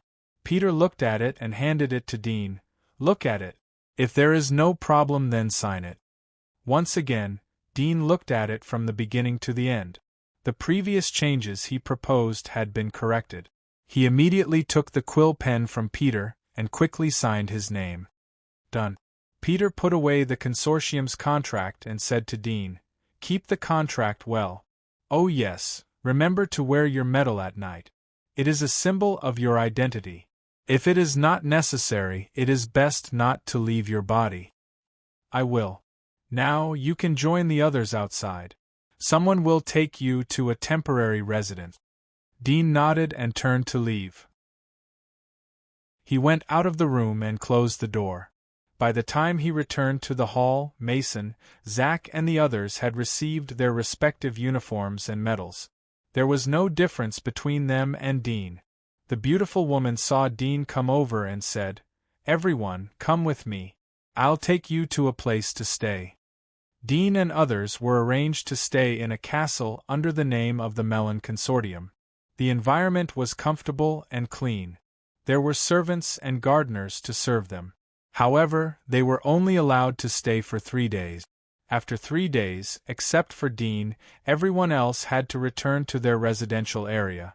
When it was time to perform the task, consortium carriages would bring them to the assembly point. Dean, you really can't take us there? Dean, you can't be the same as Macon. Mason and Zack looked at the neatly dressed Dean. They knew that he was going to attend the aristocratic party. They wailed. Dean tidied up his cuffs and looked at himself in the mirror. He felt satisfied and said to Mason, Help me get my boots. Mason howled, You are too much. Finished, he turned around and handed Dudien's black boots to him. Dean was neatly dressed. He saw the carriage outside the castle from the window. He immediately waved to Mason and the others. "I'm going." He went downstairs and left the castle. He put the medal on his shoulder. "Not bad, you look quite handsome after dressing up." Peter opened the curtain and said with a smile. Dean smiled and stepped into the carriage. It didn't take long for the carriage to reach a secluded place in the commercial district. There was a very huge castle. There were high walls outside the manor. There were a row of lanterns hanging on the walls. More than a dozen exquisite carriages were parked outside the manor. There were servants guarding the carriages. The banquet had begun when Dean and Peter arrived. Melodious music floated out of the manor. Peter smiled. "It seems that we are a bit late. Go in and remember to be careful." Duddian nodded. Peter took Dean into the manor after showing his identity and invitation card. They went along the path to the banquet hall. There was a special servant who helped them open the door. Brilliant light came out of the hall and faint music floated out. It was quiet and melodious. "It's Master Haydn's Moonlight Beauty." Peter's eyes lit up as he rushed in. Dean was about to keep up when he saw a tall figure in front of him. He looked up and saw a middle-aged aristocrat wearing exquisite silk clothes and a jade ring on his finger. Chapter 34. Dean was angry in his heart. "You are the one who blocked my way. How dare you say that I don't have eyes?" However, thinking of Peter's words, he resisted the urge to refute and said, "It was Mr. Peter who brought me here." "Who is Peter?" The middle-aged aristocrat frowned. "You brought a scavenger here? Are there any rules?" "Mr. Matt?" At this time, a voice came from behind. Dean and the middle-aged aristocrat looked at the same time. It was the old man that Dean had seen in the office today. He had changed into a black gentleman's suit. A middle-aged lady was holding his arm. Both of them seemed to be husband and wife. At this time, the old man saw Dean and was surprised. "Little guy, what are you doing at the door? Didn't Peter come with you?" Dean honestly said, "Mr. Peter just went in." At this time, the middle-aged aristocrat named Matt frowned. "Old Luo, do you know him?" The old man laughed. "I just met him. This little guy is the seed of the scavengers. I will have to rely on Mr. Matt to take care of him in the future." "So that's how it is." Matt seemed to understand. He glanced at Dean. "Little guy, you chose our melon consortium. You have a good vision. Don't be in a hurry. There are no rules at all." Dean's face was ugly. His fists were tightly clenched in his sleeves. The old man quickly said, "Little guy, apologize to Mr. Mace and go in. Pay attention to the banquet is about to start. Don't delay the banquet." He winked at Duddian, indicating that he would apologize to Duddian. Dean saw a trace of anxiety on his face and knew that he was helping him out. He also knew that as long as he apologized, this little episode could be over. But he didn't feel happy at all. Instead, he felt that his whole body and limbs were gradually getting cold. At this moment, he suddenly realized that the right and wrong of a matter had nothing to do with the matter itself. It depended on each other's identity and status. And these two things were the difference in strength between the two sides. He suddenly understood that the truth was only in the hands of the powerful people. "I'm sorry." He lowered his head and apologized. Behind him were the dazzling lights of the hall and the melodious music. His face was hidden in the shadows, and he could see the exquisite boots of the other party. Then, he saw the pair of boots move and turn around to enter the hall. The old man seemed to glance at him, but did not say anything and followed him in. These civilians, no matter how well they are taught, they will never learn the rules. Matt's voice came from behind, followed by the old man's laughter. Dean still bowed his head and clenched his fists. After a long time, he slightly raised his head and looked at the wide manor in front of him and the lanterns in front of him. He suddenly felt that staying in the darkness where the lanterns couldn't illuminate seemed to be much more free. At this time, another noble carriage came galloping over. Dean silently retracted his eyes and didn't continue to stay at the door. He turned and entered the hall. The large and spacious hall was illuminated by the oil lamps as if it were daytime. A large number of servants could be seen walking back and forth in the hall carrying fine wine and sliced fruits. Melodious piano music could be heard coming from the front of the hall. The hall was filled with exquisitely dressed nobles, chatting in groups of 3 to 5. After the previous incident, Dean was no longer in the mood to enjoy this rare luxury party. He came to the least crowded windowsill and leaned against the window. Looking at the appearance of the people in the hall, he only felt that there was a flowing picture in front of him. His heart didn't have any waves, and even a touch of boredom, until suddenly 2 black uniformed figures appeared in his line of sight, interrupting his trance. Hunters! Dean immediately recognized the medals on the shoulders of the man and the woman. It was not the outline of a scavenger's giant wall, but a black falcon. He saw that the 2 hunters were very young, 17 or 18 years old. After entering the banquet, they passed by many nobles along the way. These nobles took the initiative to say hello to them. Apparently, they already knew each other. Soon, the 2 hunters came to the center of the banquet. There were several middle-aged nobles standing there. Matt, the one who had apologized to Dudian before, was also standing there. Next to him was a fat lady and a thin middle-aged man with a mustache. After the 2 hunters passed by, several middle-aged nobles laughed and chatted with them. Dean couldn't hear what they were talking about, but he could see that the 2 hunters had a high status in front of the nobles. Hunters! Dean's eyes flashed slightly. He suddenly thought of Roseyard's alchemy note. One of them recorded something that left a deep impression on him. It was the vivisection of a hunter. What had happened was that a young hunter had received a mission to kill him. The result was that he had used the potion pharmacist's poison to control him. He had used him as a test subject. He didn't use any anesthetic and directly dissected him into countless pieces of meat. Roseyard found the flesh and blood of a different species from the body of the hunter. It gave him a lot of inspiration. It was one of the factors that led to his certification as a 3-star alchemist. Hey, scavenger? Just as Dean was thinking, a figure suddenly sounded. Dean looked at the speaker. It was a white-haired old man with a kind face. He was holding a crutch with a thumb-sized emerald on top. His clothes were relatively simple. To be able to attend this gathering, are you a seed of the consortium? Asked the white-haired old man with a smile. Dean nodded slightly. You are? The white-haired old man smiled. I'm Fuline Ryan. It's nice to meet you. Ryan? Dean's eyes moved. 3 years ago, the desert exam had taken place in the territory of a noble called Ryan. The white-haired old man noticed the slight changes in Dean's face. He smiled. Presumably you have heard some things about our Ryan family. But it's all in the past. Don't mention it. Are you interested in becoming a knight of our Ryan family? Knight? Dean was surprised. He wasn't like 3 years ago when he didn't know anything. He had been studying in the library for the past 3 years. His understanding of the world had become clear. The so-called knight wasn't just a simple title. He had to go through professional training and strict assessment of the Knight's Hall in order to obtain a knight's certificate.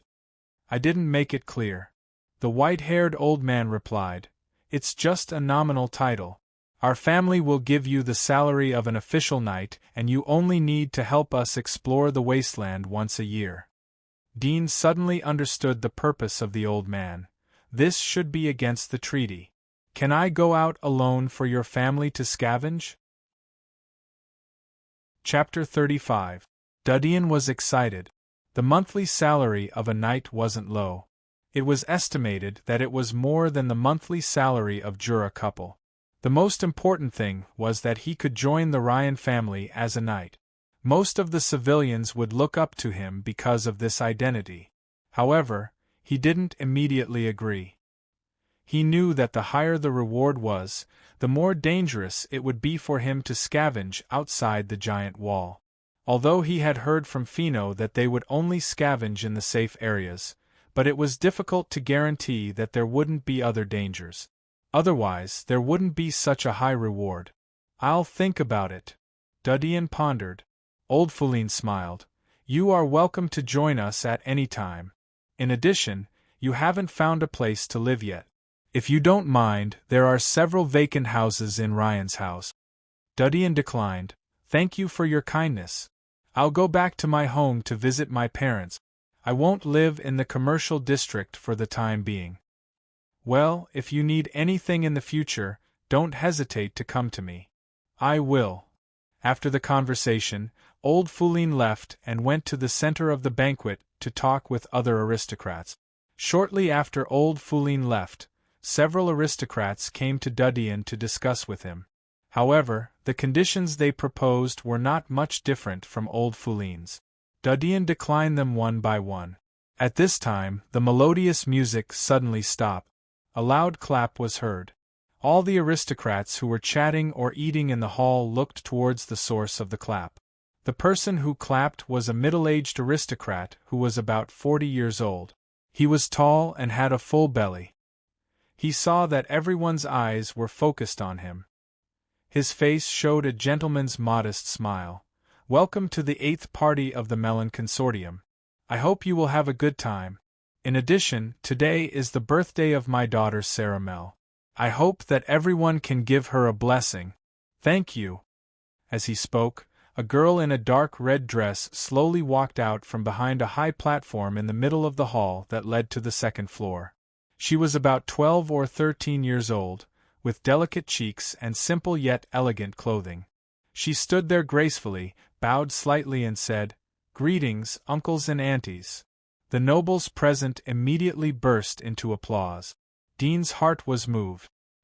He had inquired about the Melon Consortium after returning to the accommodation. The Melon Consortium was composed of more than a dozen aristocratic families of different sizes. Only 2 of them had the right to speak. They were the Mel family and the Bourong family. This girl was obviously a member of the Mel family. He had heard of this family's name when he was in the Mysian orphanage.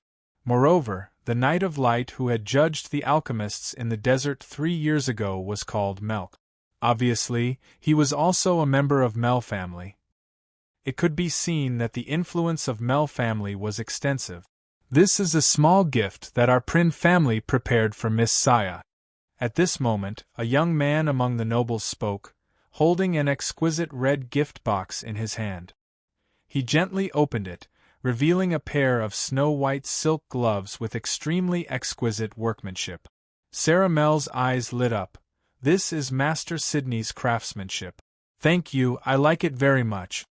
The young man smiled and handed the gift box to the servant who came to receive the gift. At this time, the other nobles presented their gifts one after another, along with congratulatory words. Miss Saya. A young man in a brown gentleman's suit laughed. I have heard that you like poetry. I specially asked Master Tiza to write a poem for you. I hope you will like it. Poem? Sarah Mel's eyes lit up. She was somewhat happy. The young man smiled faintly and took up a stance. He sang softly, Your tears are on the stone. Your hesitant eyes are filled with that dusk. Who was it that revealed the sorrow in your heart? After a moment, he finished reciting the poem. This poem is called Maiden's Sorrow. I will give it to Miss Saya. The audience suddenly applauded. Some nobles loudly cheered on the spot. There was a happy smile on Sarah Mel's face. It is indeed a poem by Master Tiza. I like it very much. I am very touched. Thank you. Dean was listening to the cheers from the window. He felt helpless in his heart. He didn't bring anything with him. He hoped that those people wouldn't notice him so as to avoid unnecessary trouble. If it doesn't work, then I will take out the poem that sister used to read. Dean secretly thought. Suddenly, he caught a glimpse of the manor outside the window sill. There was a figure running past. His heart moved, and he scolded himself for being stupid. If there was nothing to give, wouldn't he sneak away first? He looked at the nobles. At the moment their attention was focused on Sarah Mel. This was a rare opportunity. He immediately opened the window and looked outside. It was about 2 meters high. He didn't hesitate to jump out like a flexible cat. He lightly landed on the ground and pulled down the window. He quickly left along the path outside. In order to avoid meeting the servants, Dean went to a more remote place. There were no lights here. At the moment there was only the moonlight shining on the stone path. There were neatly trimmed ornamental trees around. It didn't take long for him to see a small pavilion. He wanted to sit there and wait for the banquet to end. It wouldn't be too late to go back. Anyway, he was just a small character, so he wouldn't attract too much attention. Rustle! Suddenly there was the sound of leaves being shaken. Dean's face slightly changed as he shouted, "Who is it?" The surroundings were quiet, but Dean knew that it was not the sound of the wind blowing. After all, after 3 years of scavenger training, if he couldn't distinguish between objects and the sound of the wind touching the leaves, then he would have been eliminated in the practical exam. "Come out, I know you are here," Dean said in a cold voice. It didn't take long for a slender figure to come out from behind a tree that was pruned like a ball. Dean looked at it with the moonlight and was stunned. It turned out to be a girl about the same age as him. Looking at the clothes, it seemed that it was the same figure he had seen before. Dean was relieved. "Come out. I don't mean any harm. Everyone is hiding from the limelight. I won't tell anyone. You'd better not tell anyone either. Otherwise, it won't be good for everyone." The girl was wearing a white floral dress. She was a little nervous, but when she heard Dean's words she was surprised. "Hiding from the limelight? Are you not sent by my father to call me back?" Dean knew that she had misunderstood. He shrugged. "Of course not. I don't know you." The girl looked at him and seemed to understand that she was thinking too much. She was relieved and patted her chest. "You scared me. You said you are hiding from the limelight. What limelight are you hiding from? Do you have enemies?" Dean snapped. "What enemies can I have?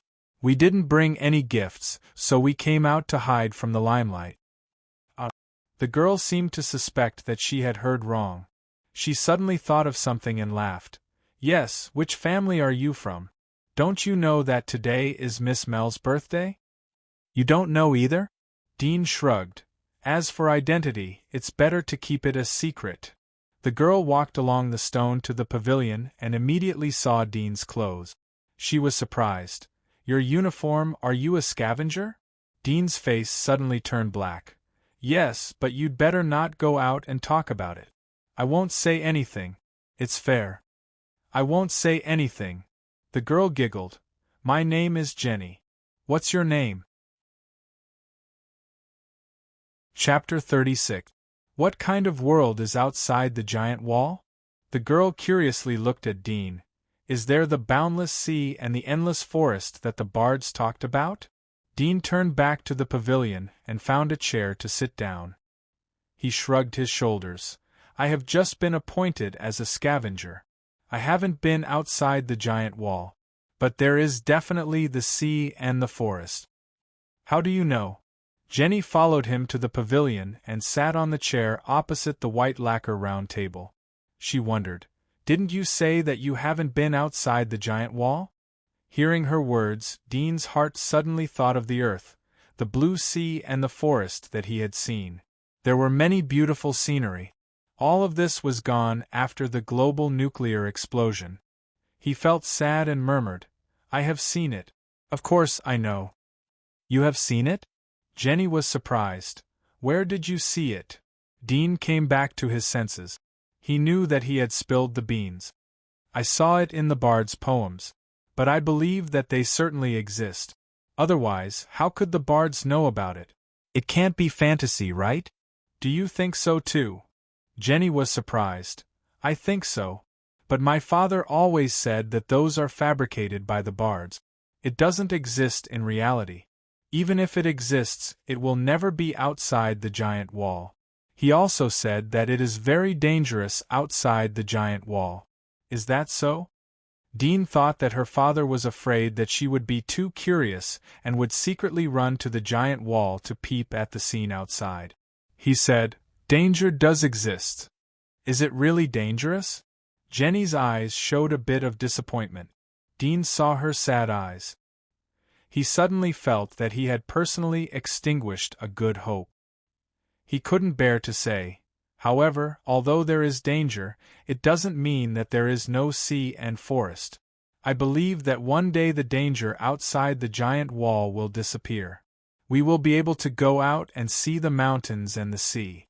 We can go wherever we want. Jenny's face suddenly glowed. Really? Really? Dean said in a serious tone. Jenny's face showed a happy smile. I think so too. I have told my father before, but he always dispelled such ideas. He said that the outside of the giant wall is an ominous place. Except for special personnel like you, other people are forbidden to enter. Dean smiled and didn't say anything. I really want to go outside the giant wall. Jenny's face was full of longing. Suddenly she thought of something. She looked at Dean and said, Since it is so dangerous outside the giant wall, why do you want to be a scavenger and go outside the giant wall? Dean thought that he would have to ask the nobles about this. However, seeing that she was still young and obviously not involved in these aristocratic politics, he said, There is no why, perhaps like you, I want to go outside the giant wall.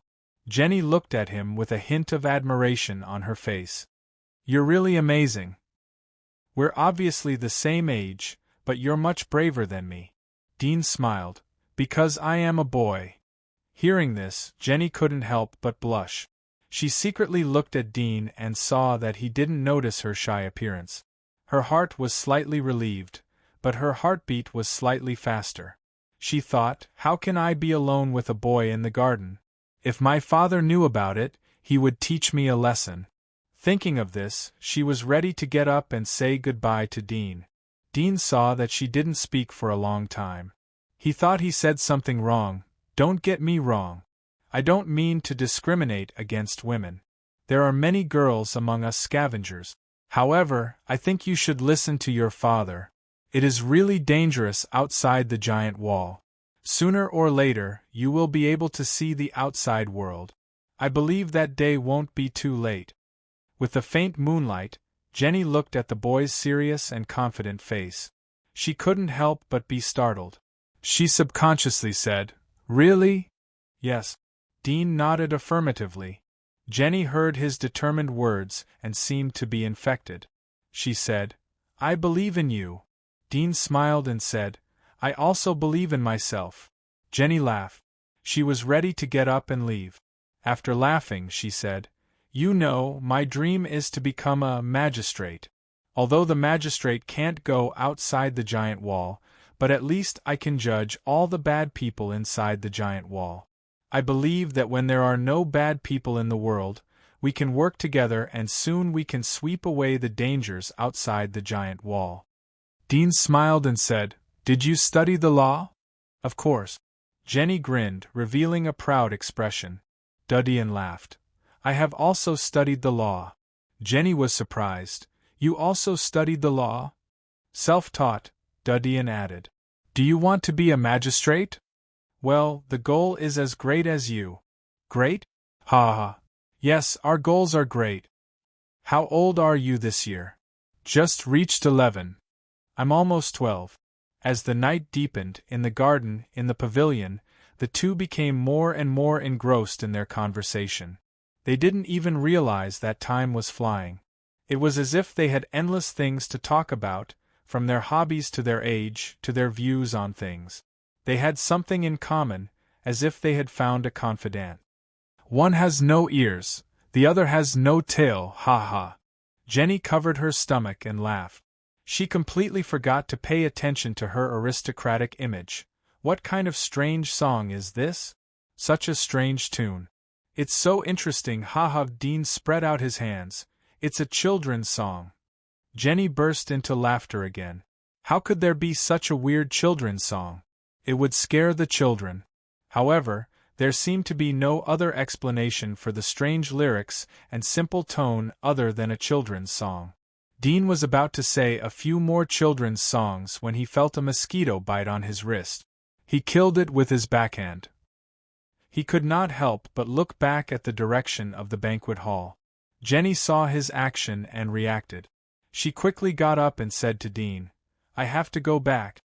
Father will be very angry if he can't find me." Dean was also ready to go back. "You go first. I'll go back later so that we won't be seen." Hearing this, Jenny couldn't help blushing. She turned around and ran out of the pavilion. Suddenly, she thought of something and turned back. "You just said that you've heard a lot of good poems. I also like poems. Can you give me one?" Dudian was surprised. There was no shelter from the pavilion. The moonlight fell on the girl's cheek. She was as beautiful as a fairy. His heart jumped and subconsciously said, "No problem." He immediately regretted it. He had heard Tang poetry. It was the classical poetry of the East. It was completely different from the poetry of this world. Suddenly, he thought of the modern poem that his sister often read. He could only bite the bullet and softly read, "How to let you meet Maine my most beautiful moment, for this I have been in front of God for 500 years begged him to let us have an earthly relationship then God turned me into a tree growing on the side of the road that you must pass."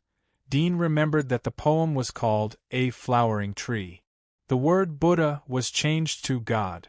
After all, the belief of the world was the Holy Church and the Father. There was no Buddhism. Chapter 37. Dudian waited for Jenny to leave for about 10 minutes before walking along the garden path. It didn't take long for him to arrive in front of the banquet hall. He heard a burst of hearty laughter from afar. He saw that the banquet hall's door was completely open. It seemed that the banquet had ended. Dudian didn't expect to come out at the same time as the banquet ended. He secretly thanked the mosquito that had bitten him in time. He didn't enter the banquet hall but walked along the main road to the outside of the manor. He came to the middle part of the main road and saw that there were no nobles. He immediately trotted over and pretended to come out of the banquet hall and was ready to return. After a moment, he came to the outside of the manor. There were a large number of carriages that were previously parked here. There were only 7 or 8 carriages left. Dudian saw that Peter's carriage was still there. He was relieved and walked over. There was no one in the carriage. Apparently, Peter hadn't come out yet. Dudian sat in the carriage and waited inside.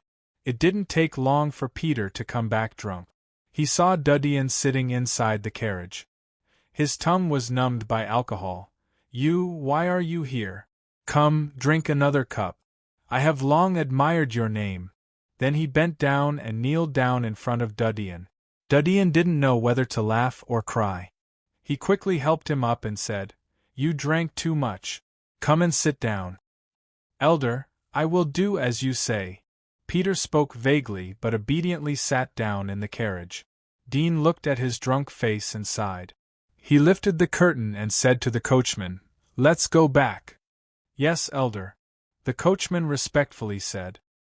He shook the rope and the carriage started to move. Dudian got off the carriage and asked the coachman to send Peter back to the scavenger headquarters of the Melon Consortium. At the moment it was late at night. Mason and others had already gone to sleep. In addition to the attendants who were guarding the door, the maids and servants in the castle had already rested. Dean went back to his room and lay on the bed.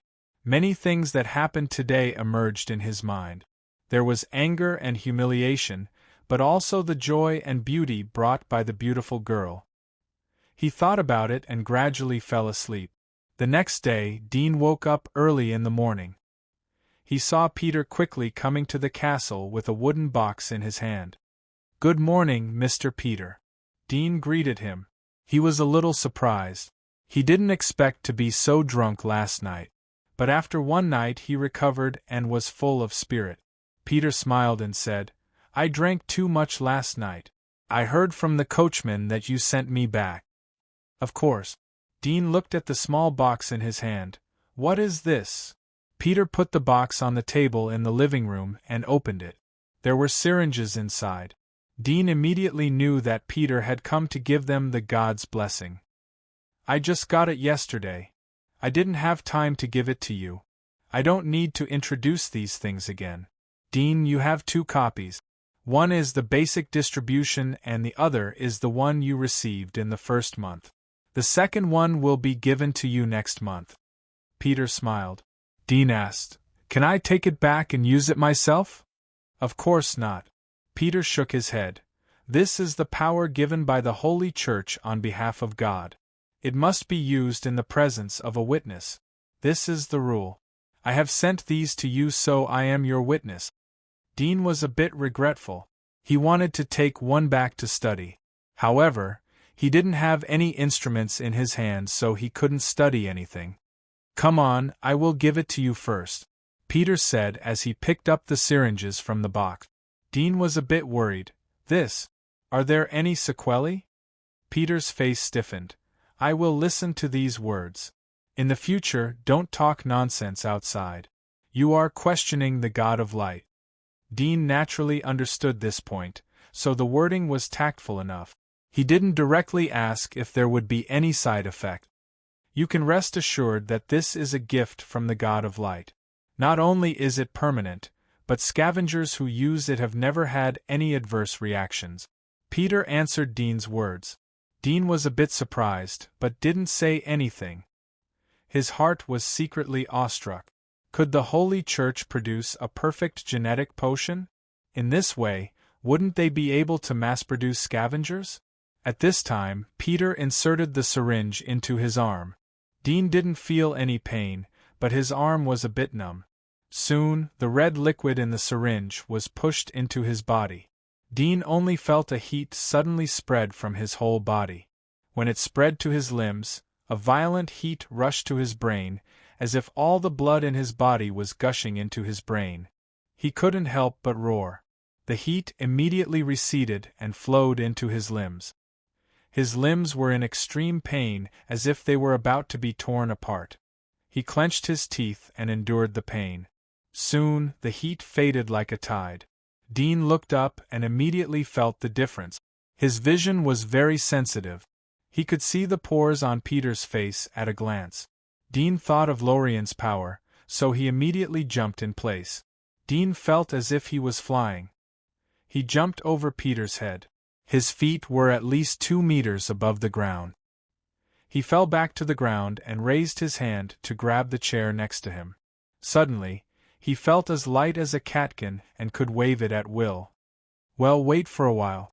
There is still one more. Peter laughed. Dean looked at the second syringe he picked up and couldn't help but ask, What will happen if I inject all of these? Will I become infinitely powerful? Peter smiled and said, Of course not. The effect will be very significant for the first injection. But the more the injection, the weaker the effect. Although Dean expected this, he couldn't help but feel some regret. If it could be multiplied, then the Holy Church who mastered these gene potions would simply be a monster-like existence. However, thinking of this, he suddenly felt a chill in his heart. They were just scavengers, but they had such terrible power. If they were hunters, how terrible would it be? Soon, Peter injected the second syringe into Dean's arm. The heat once again surged from his body, but this time it was not as strong as the previous one. Dean only felt a slight tearing pain and the heat sank. Dean looked again and immediately felt that his vision was a lot clearer. He estimated that his strength had improved a lot. He thought that even if a tiger was in front of him, he could probably kill it. Go and teach the others to come over. Peter laughed. Dean nodded and called Macon and others to wake up. It didn't take long for everyone to finish the injection. For a time, the whole castle was particularly noisy in the morning. Everyone was lively and experienced the incredible power in their body. After Peter left, Dean returned to his room, packed up and prepared to return to the residential area. We can stay for 3 days for free. Are you going to leave today? We are going to the nearby lively market to play today. Why are you in such a hurry to go back? It's rare to have such an opportunity. Mason and others were surprised and tried to persuade him. Dean made up his mind. After saying goodbye to them, he called a carriage and went to the civilian area. The carriage sent him directly to Lin Kong Street 108 in the civilian area. Dean jumped out of the carriage and paid 60 copper coins. He couldn't help but feel pain in his heart.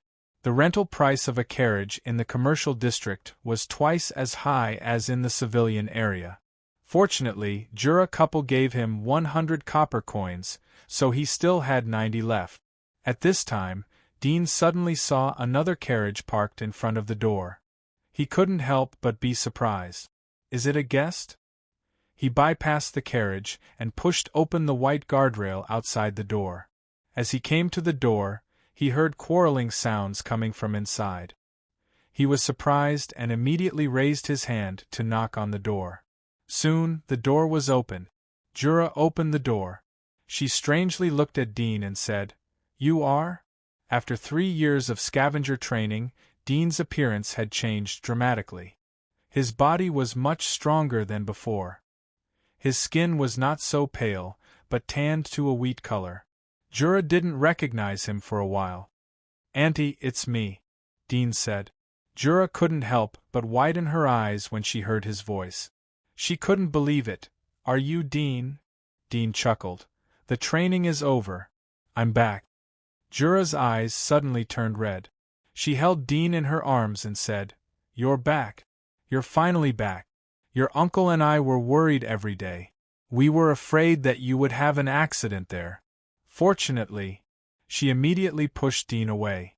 She looked up and down at him. She was relieved to see that his hands and feet were intact. Dean saw her exaggeration. He smiled and said, "I wanted to bring you some specialties from the commercial district. But I didn't have any money. So I didn't buy it." "Silly boy, you're back. Why did you bring specialties?" Jura smiled and stroked Dean's hair. "I haven't seen you for 3 years. You've grown so tall. Where did you, Johnny, don't go too far." At this time, an angry voice came from the living room. Dean immediately recognized that it was Gray's voice. Chapter 38. Dudian felt strange but followed into the living room. In addition to Gray, there were 2 figures in the living room. One was a fat middle-aged man with a full belly.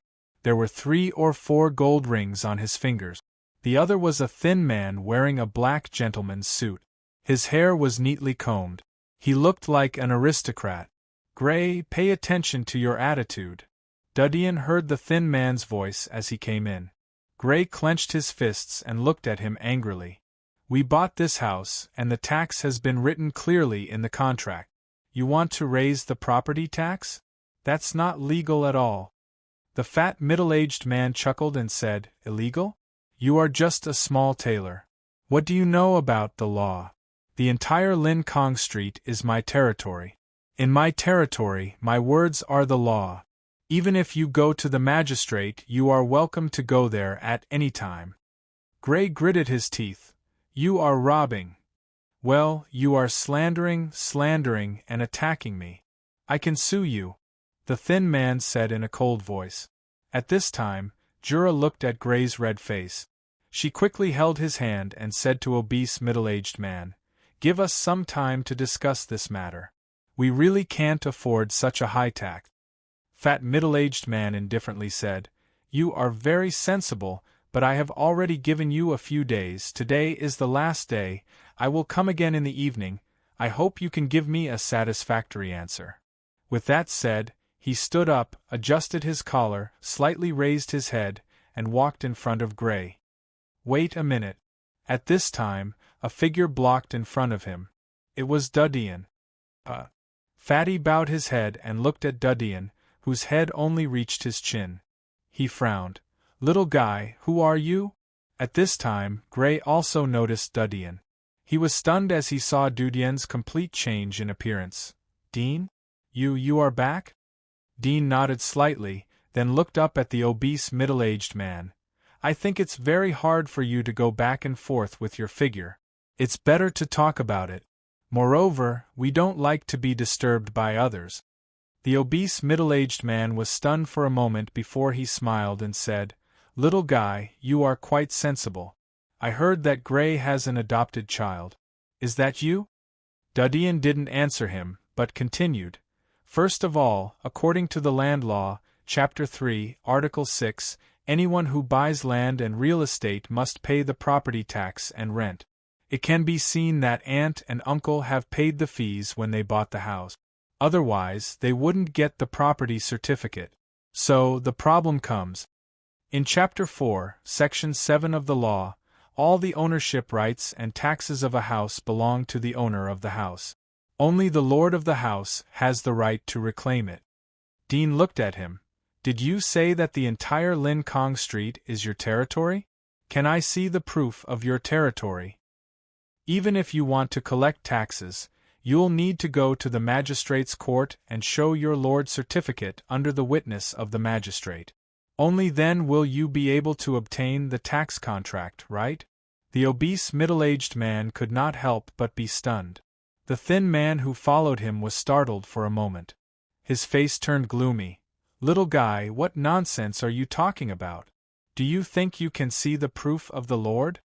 Dean looked up at him and calmly said, If you can't come up with the proof of the Lord, then please leave and don't disturb me again. Otherwise, I will arrest you as a sinner who has disturbed the residence. Hearing this, the people present were surprised. The thin man responded and laughed. Arrest me? Little guy, I think you are too young to understand. If you continue to talk nonsense, I will directly send you to the guards. I don't need you to send me. Dean took out the medal of the guards and indifferently said, Based on what you just said, I can sue you for slandering the guards and arrest you. As for the crime, according to the 7th article of the law, maliciously slandering the nobles will be sentenced to 3 years in prison. Slandering the guards will be sentenced to 2 years in prison. If you attack the guards, you will be sentenced to death. Which one do you want? Dean looked up at the two of them. The obese middle-aged man and the thin man looked at the medal of the guards. Their eyes widened and their faces were full of disbelief. They were speechless. Jura and her husband were stunned to see the familiar medal. Soon they remembered the purpose of Dean's 3 years of training. They looked at each other and saw the excitement and surprise in each other's eyes. They did not expect that Dean would succeed. Are you a guard? The obese middle-aged man still couldn't believe it. It was the first time he had seen such a small guard. Dean indifferently said, Are you questioning me? The obese middle-aged man quickly shook his head. Although it was inconceivable, but he still recognized the medal. Moreover, pretending to be a guard was a big crime. It was not as simple as being beheaded. It is the first time I have seen such a young and promising guard. The obese middle-aged man dryly laughed. Dean indifferently said, This only shows that you are not a real lord. There are many guards like me. Before reaching the age of 16, we will join the aristocratic guard establishment to gain experience. After reaching the age of 16, we will be transferred to guard the boundary wall and the giant wall. The boundary wall referred to the high wall in the middle of each area. In the aristocracy, it was called the wall of the rich and the poor. The fat middle-aged man looked a bit embarrassed as he said, I really am the lord of this place. My grandfather was once a great knight and was given this territory, but, speaking up to here, he felt a bit resentful and didn't continue. It's just that this territory was given to your grandpa knight by a noble, and he's no longer around, so the territory lost its legitimacy and was taken back. Of course, maybe that noble forgot to take it back, so you guys continue to call yourselves lords. Dean indifferently said, But it is illegal. I think if you disappear immediately, I can consider not to pursue it. The obese middle-aged man and the thin man looked at each other. They immediately bent down and said, Then we will leave first. Then they moved away from Dean's side. Not long after, the carriage outside the door roared and left under the pain of the whip. Dean looked up at Jura and her husband. He hadn't seen them for 3 years. There were a few wrinkles on the corners of their eyes. They should be in their 30s. In this world, the concept of 30 years old was similar to the concept of 50 years old in the old era. Jura and her husband recovered and looked at Dean in amazement. They didn't expect that the trouble that had previously troubled them would be solved in just a few words from Dean. Gray was overjoyed. "You graduated smoothly? You're indeed my son. Haha, I didn't expect that my son would become a guard. Tomorrow, I'll go to the factory and tell my fellow workers about it. I'll make them jealous." Jura glanced at him and smiled as she stroked Dean's hair. "You have been tanned so much. You must have suffered a lot in the past 3 years." Dean smiled. "It's nothing. But I can't stay for long. I have to perform a task in a few days. I can't accompany you." Jura was stunned. "Perform a task? What task? Is it dangerous?" "It's not dangerous. Don't worry." "That's good." Gray laughed. "What danger can there be as a guard? It's nothing more than accompanying the aristocracy to stroll around. Now that we have the protection of the Holy Church, those evil devils won't dare to show up." Jura snapped, "Just in case." Gray smiled and shook his head. He didn't say anything. That night, Jura prepared a very sumptuous dinner for Dean to celebrate his return and becoming a guard. After dinner, Dean said to both of them, "Auntie, I want to borrow some money. It's a bit much this time." Jura laughed. "Why do you want to borrow money? How much do you want?" Chapter 39. So much. Jura couple was stunned. 1 silver coin was equal to 100 copper coins, and Gray's monthly salary was about 2 silver coins. As for Jura, her salary was slightly higher, but it was only about 3 silver coins. She would only get some extra commission if she occasionally visited a rich family or a lord. 10 silver coins was basically equivalent to 2 months of salary for them. "What do you want so much money for?" Gray frowned. "The task needs it. After the task is over, I will return it to you," Dean said seriously. Jura and Gray looked at each other and said helplessly, "Well, it is your celebration fee, but you have to promise me that you will not use it to do bad things." Dean breathed a sigh of relief. He knew that the money was indeed a lot. Jura were willing to give it to him because of his identity as a guard. Otherwise, how could an ordinary child get 2 months' salary from their parents without telling them the reason? The next day, Dean went out early in the morning and went to the Adventurers' Bazaar in the southern residential district with 10 silver coins in his pocket. Whether it was the slums, the residential district, or the commercial district, they were divided into 4 regions: East, West, South, and North. Each region was extremely vast. Dean lived in Lin Kong Street, which was located in the southeast of the residential district. The so-called Adventurers' Bazaar was a free trade market for civilians outside of the Chamber of Commerce. The goods here were found by civilians in the outer edge of the residential district near the giant wall. In the outer edge, the nuclear radiation was dense in the air. Only some adventurers were willing to go there. But adventurers often didn't last long. Generally, they retired after a few times and used the money they earned to support their body. However, Dean didn't have to worry about the nuclear radiation there. He had checked the information. He had received a set of black standard soft armor made of lead. Lead was a very dense metal that could effectively resist radiation, so he could freely enter and exit the outer edge of the giant wall. After all, compared with the outside of the giant wall, the radiation in the outer edge was not worth mentioning. However, although he had the protection of the uniform, he would breathe in the polluted air. Moreover, the outer edge was too far away from the residential district. It was not a small price to hire a carriage. In addition, there were animals eroded by radiation. It was very dangerous. Dean was too lazy to waste time going there. After spending 5 copper coins, Dean came to the Adventurers' Bazaar. There were a lot of carriages coming and going. It was very lively. He could hear the noise of hawking from far away. The ground was covered with a variety of things. Some were homemade clothes and dolls, some were strange colored stones, and some were dried rare animal meat. Dean strolled along the aisle. Half an hour later, he finally found a few pieces of crude sulfur ore and white ice like saltpeter in front of a stall. As for charcoal powder, he could make it himself and didn't need to waste money to buy it. The owner was a middle-aged man with dark skin and a withered body. His hair was messy and his eyes were sunken. There were some red spots on his hands, as if he was infected with some kind of disease. Even though they were covered by his long sleeves, they were still revealed when he raised his hands. Dean knew that the person's body had a very high radiation value. Most likely, he would not live for more than a few years unless he got treatment from the Holy Church. After some bargaining, Dean finally bought all the saltpeter and sulfur ore at the stall for 1 silver coin and 20 copper coins. The saltpeter was more valuable, so he spent 1 silver coin. This sulfur ore has to be refined by myself. After the refined sulfur is ground into powder, it should only be enough to make a bag of explosive.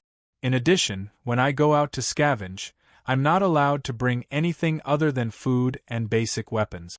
I can't bring much black gunpowder, so I'll buy this for the time being. Dean calculated in his heart. Little guy, these things are very heavy. Do you want to call a carriage or your family's adults to help you? Do you want me to help you carry it? The middle-aged man said with a smile after receiving the money. No need. Dean picked up the linen bag. The bag weighed about 20 pounds, but it was as light as nothing in his hands. He turned around and continued to look for grinding tools. The middle-aged man slightly opened his mouth and blinked his eyes. It didn't take long for Dean to buy some basic alchemy tools from other stalls. In the eyes of ordinary people, these tools naturally had nothing to do with alchemy. For example, the stone wheel that Dean used to grind sulfur was generally used by doctors to grind hard drugs. After buying almost everything, Dean strolled around the market. By the way, he knew what materials were available here. If there was a need in the future, he could directly come here to buy. At noon, Dean turned around and was ready to go back to eat. Boss, this broken stone, sell it to me for 1 copper coin, please. Suddenly, a tender boy's voice sounded. Dean looked to the side and saw a stout boy who was half a head shorter than him standing in front of a stall. The boy was carrying a small linen bag in his hand, and was holding a rough black stone the size of a fist. No, no. The stall owner was a short and thin young man. He repeatedly shook his head and said, "This is iron ore. Although the weight is very small, but at least I can sell it for 2 copper coins. Boss, even if it is iron ore, it is just an ore. It is not iron. Such a small piece can't be refined much. You can make a profit by selling it for 1 copper coin." The sturdy boy changed his strategy. Moreover, such a small piece is not needed in the smelting factory. No one will buy it. If you sell it to me, you can make money. If no one wants to buy it, you can only throw it away. The short and skinny young man was moved by his words. He hesitated a little, but finally said, "All right." The sturdy boy grinned and happily paid the money. He put the black stone into the linen bag and turned away. Dean retracted his eyes and was about to turn away. Suddenly, he turned around and looked at the wrist of the sturdy boy who was carrying the linen bag. There was a very small black hook pattern on it. Alchemist apprentice? Dean was startled. He didn't expect to meet an alchemist apprentice here. In Roseyard's notes, he had learned about the lifestyle and some habits of alchemists. The most impressive point was that every alchemist would have an exclusive tattoo pattern. It was the symbol of alchemists and also one of the basic ways to enter the path of alchemists. The method of tattooing here was very old. Plants or powders were mixed with black water and injected into the skin through a needle. The outline of the pattern was arbitrary. Even if it was a small dot or a shapeless crooked line, it could be regarded as a symbol. Although in addition to alchemists, there were nobles and holy church who had mastered the method of tattooing. But their tattoos were different from alchemists. They would never use black as a pigment. Once a black tattoo was tattooed, whether it was nobles or holy church personnel, they would be treated as alchemists. It could be said that this was an absolute proof. Similarly, if you didn't have a black tattoo on your body, then even if you were a real alchemist, you wouldn't be recognized by others. Chapter 40. The linen bag that the sturdy boy carried was very small and bulging. He obviously did not have a strengthened body like Dean. It was very strenuous for him to carry it on his shoulder. After walking for a while, he was tired and gasping for breath. Dean's vision was more than 3 times that of ordinary people. He didn't have to worry about being detected as he followed far behind. He should be an alchemist apprentice at this age.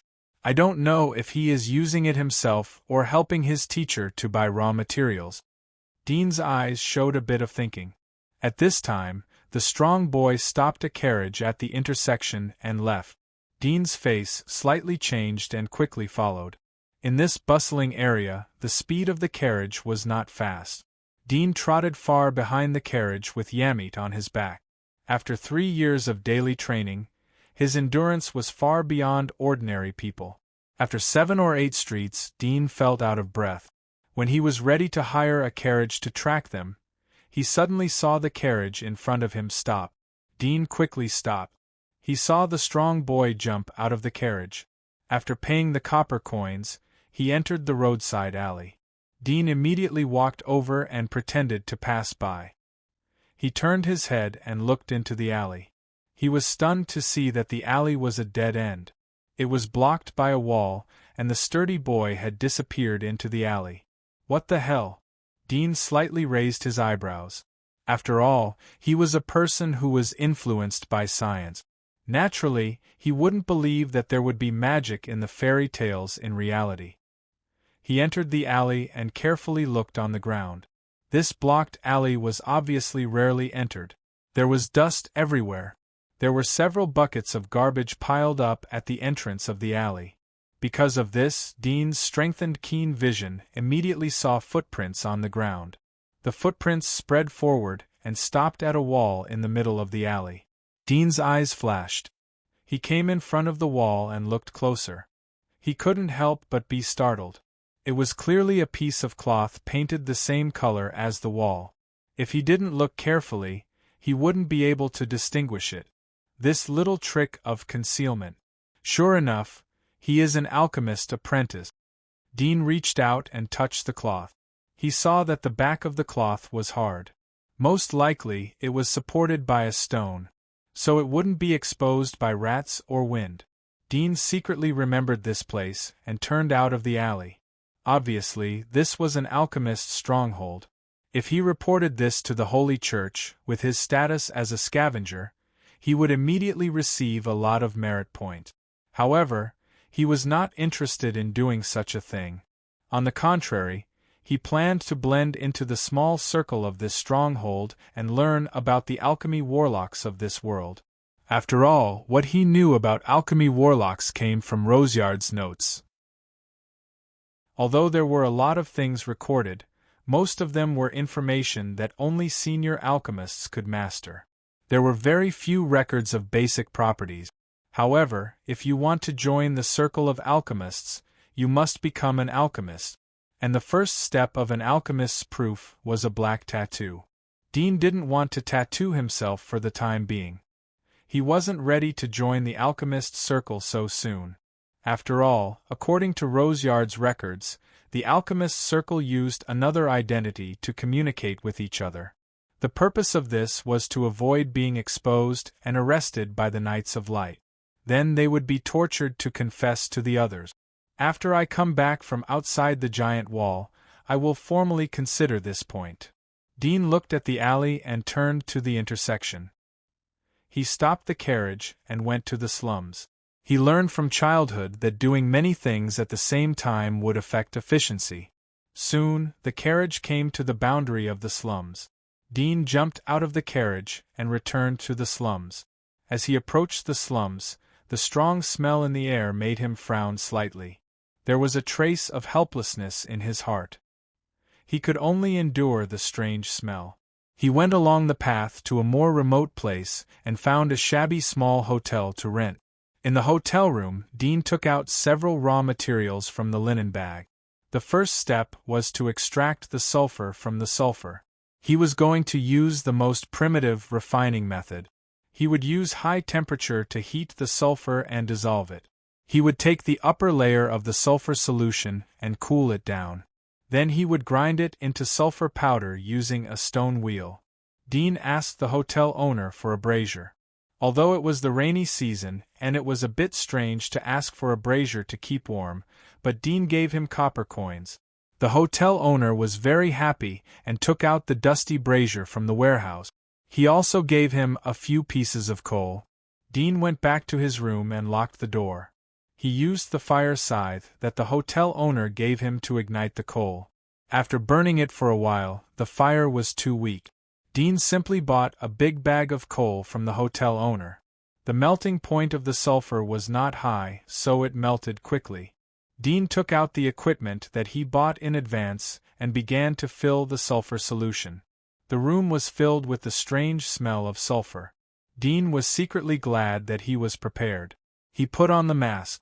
Because of the nuclear radiation, the mask did not seem to disappear along with the technological fault.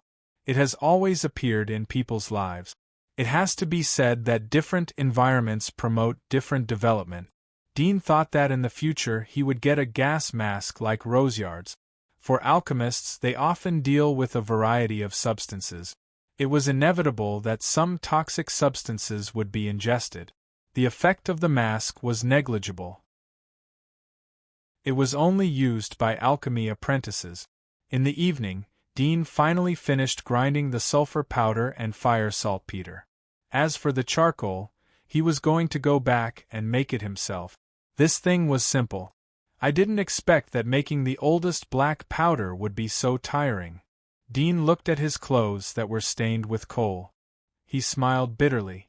He suddenly yearned for the day when he would have his own alchemy room. I hope I can make a lot of money outside the giant wall. Duddian wiped the dust on his face, but his fighting spirit was high.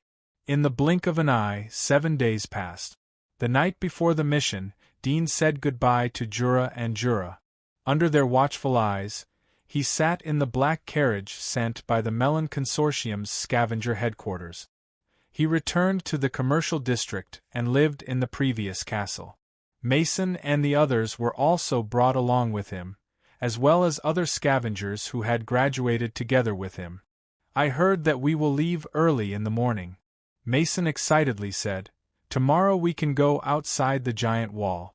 When I was a child, I wanted to see it, but I was scared by the terrible stories that they told me." Save it. Although the outside of the giant wall is not as terrible as they said, but it is absolutely dangerous, Zack said. Sham smiled as he looked at the things that Duddian had placed on the bedside. "Dean, what did you bring?" "Toy," Dean casually said. He glanced at the black powder tube that he had made in the past 7 days. He thought that since it was packaged like this, it was impossible not to carry it. Chapter 41. The next morning, at dawn, Dean and others were woken up and gathered outside the castle. There were more than a dozen black horses parked here. Dean already knew that these black horses were called black-toothed horses. They had strong disease resistance, and could move outside the giant wall for a short time. Get on the horses and get ready to set off. Peter, who was riding on a tall horse, looked like an elegant knight as he commanded. Dean and others each picked a black-toothed horse and jumped on it. If their bodies were not strengthened then, they would have to borrow a ladder to ride such a big horse. But now they only needed to borrow a slight force to get on the horse. "Go!" Peter shouted. His legs clamped the horse's abdomen and took the lead. Dean and the others pulled the reins and followed closely behind. These black-toothed horses were professionally trained, so they were not as terrible as their appearance. They were obedient and very easy to control. There was still some wet fog in the early morning street. The sound of horse hooves was very clear. Under the leadership of Peter, Dean and others galloped along the street and gradually went to the outer edge of the commercial district. The vague outline of the giant wall in the distant horizon gradually became clear. The black shadow in the morning fog was like a giant beast crawling, giving people an indescribable sense of awe and oppression. In the outer edge of the commercial district, like the residential district, there were large areas of uncultivated wasteland. The land was desolate, mainly sandy and wasteland. It was not suitable for cultivation and naturally not suitable for people to live in. As they stepped into the desolate radiation zone of the outer edge, the black-toothed horses became restless. It was both excited and manic. Their speed suddenly accelerated. After walking straight for more than 10 minutes, the Sylvia giant wall behind the hazy morning mist gradually became clear in everyone's field of vision. As it became clearer and clearer, the huge black pressure was also deeply imprinted in everyone's heart. This was a giant wall so tall that the top could not be seen. The closer they got, the more they couldn't see the height of the giant wall. It was as if it led to the depths of the clouds. The thick wall was natural, as if it was built by a god. There was no trace of construction at all. It was like a complete natural boulder. This was the giant wall. Including Dean, everyone was shocked. When they came to the front of the giant wall, they only felt that they had become as small as ants. Compared to the giant wall, they were like grains of sand. So high. Mason looked up. His neck was almost 90 degrees, but he still couldn't see the top of the giant wall. Zach asked, This is the giant wall built by our ancestors? Everyone was shocked by this great and magnificent project. Dean had the deepest feeling.